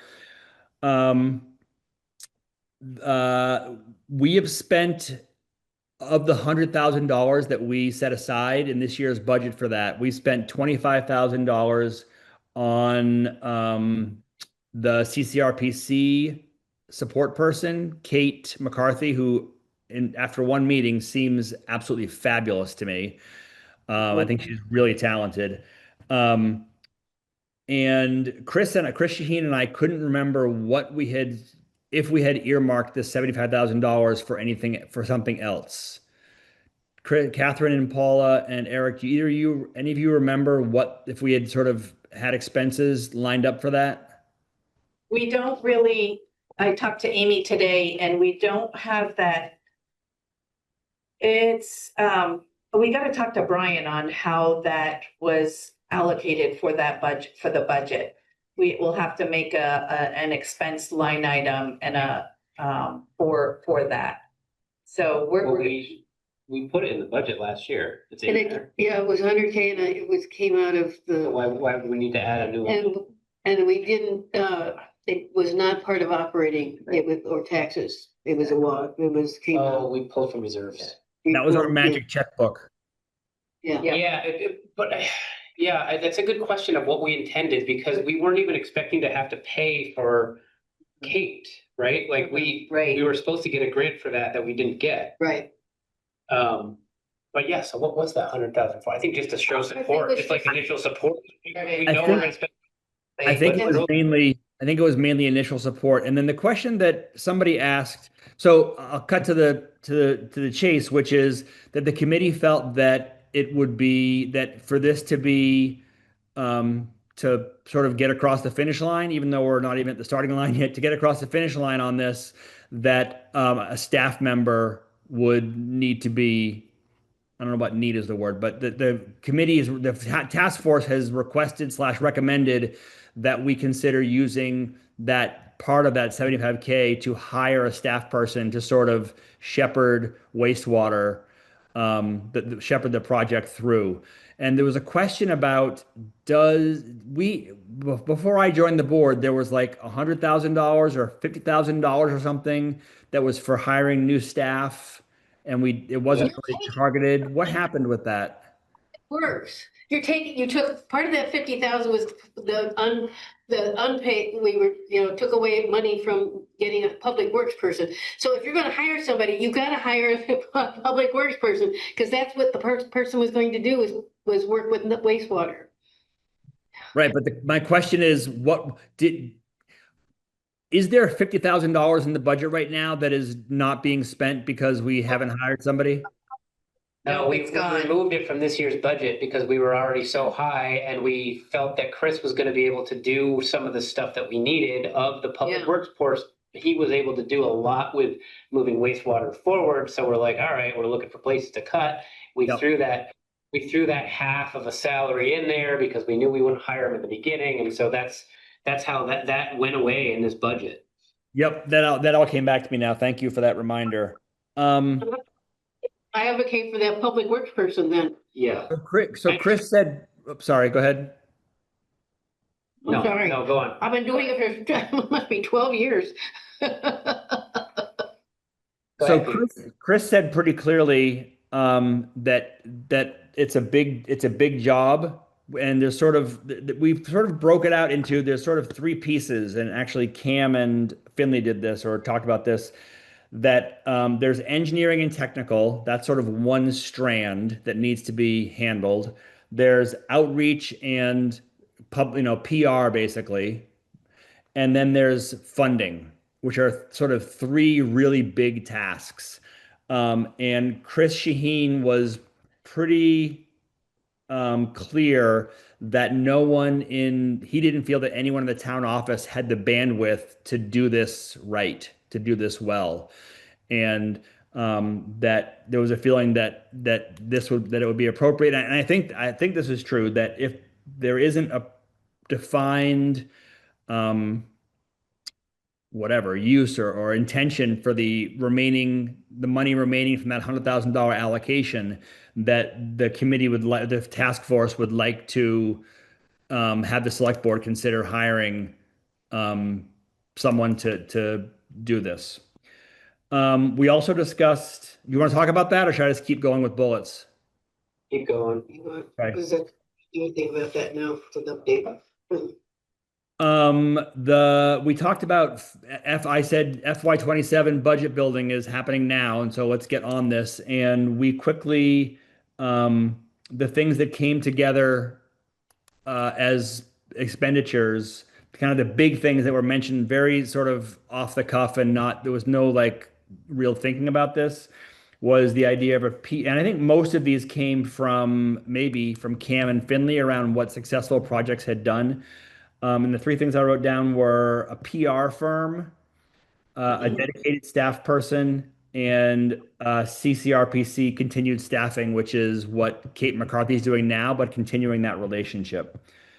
And then Chuck, I think it was Chuck who was there, pointed out that we don't have, and I think this is true for the town of Jericho, both governmentally and staff, we don't have a person we don't have any expertise on public finance options and that whole realm of grant and how do you raise, we're not doing this, but like the number for Riverside was $20 million, which we're not doing that scope, but it's a lot of money. And I don't know that anybody I think no one on the task force, and I'm not sure if anyone on the select board has any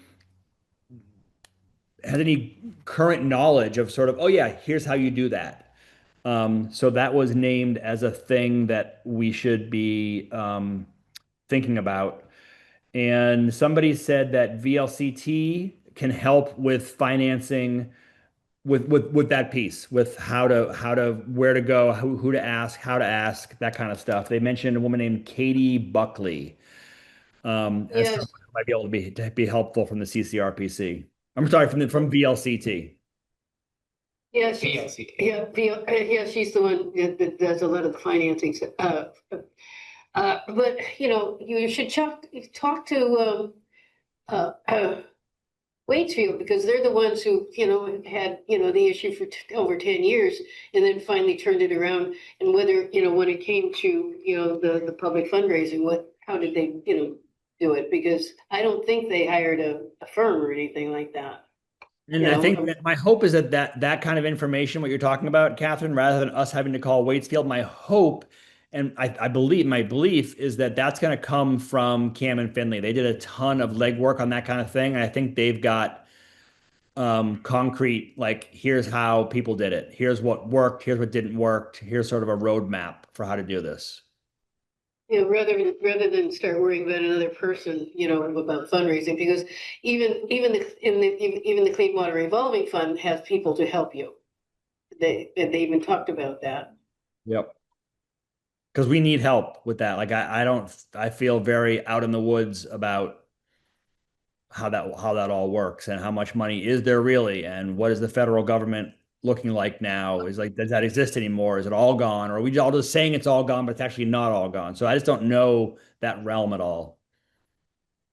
Peter, Sabina has her hand up. Do you have a quick comment, Sabina? I'm done. That's my stuff. So Okay. I was just remembering that you guys had a presentation maybe a year ago from somebody who came in and talked about wastewater funding. I don't know if you guys remember that, but she gave a whole talk. And maybe she would be somebody to reach back out to now that we have a little more of a plan formulated, but I'm sorry, I don't remember her name. It's you know, obviously you could go back through the menu. it was Lynette something, and Chris knows who that is. And we talked about that, Sabina. So thank you for reminding me about that. Okie doke.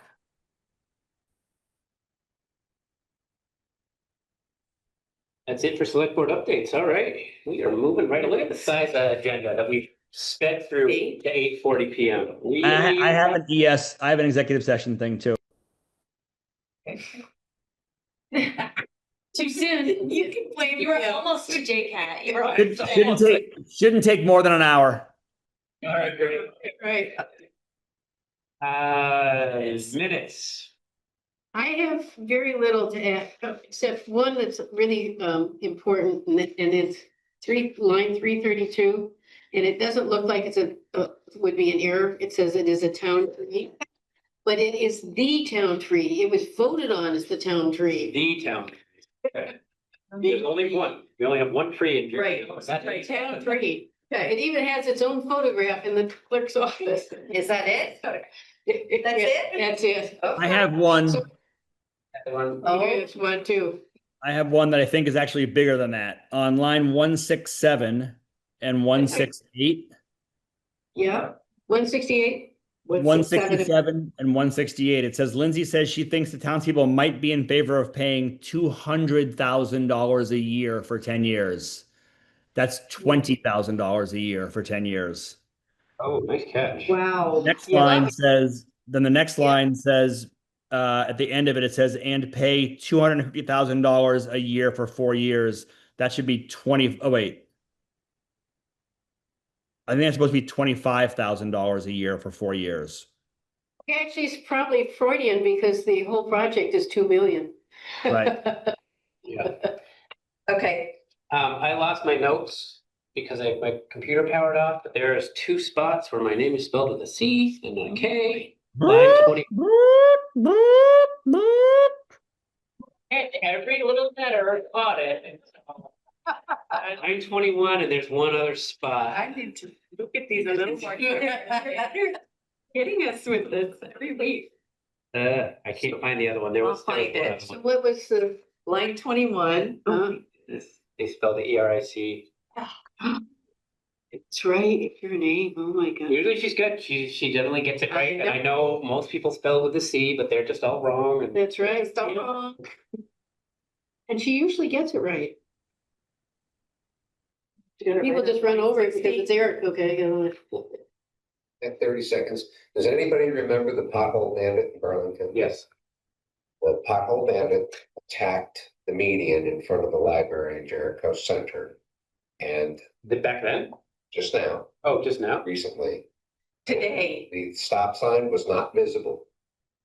You could not see the kids, and a citizen stepped forward and eradicated it, and then mulched it all in, stole equipment from other people in proximity, and was cautioned that this might not be an appropriate thing. With the staffing things and some of these safety things, you might want to create a methodology where citizens can step up and say, can I cut all the stuff in front of a stop sign? before we have a collision and stuff, because you don't have all. Sorry, where was this? Today, In front of the library. Walter Hill, Outside. the triangle, Oh, Oh, yeah, yeah, there's I one was driving crap there. by there with my daughter. I'm like, what is going on over there? right? I couldn't tell If what they it was, would've but it was. contacted the A town, whole it bit would have of been. Burlington attacked the median in front of Pat and Gail's house. I don't think that guy's still alive. With Will. All right, thank you, Jim. We have a motion to approve the minutes as amended. Yes. I did. So, oh, you did. Do we have a second? Second. All those in favor say aye. Aye. Aye. Yeah, I started to when there was the ambulance. Okay. Peter, you want to make your motion to go into ES? You're muted. I'd like to make a motion to go into executive session for the purpose of real estate because premature disclosure of the information will be detrimental to the parties involved, and I'd like to invite Paula Carrier. Okay. All those in favor say aye. Aye. Aye. Good night, everybody. Thank you. Yeah, that'd be great. Thank you. Here's Eric's. If you want to.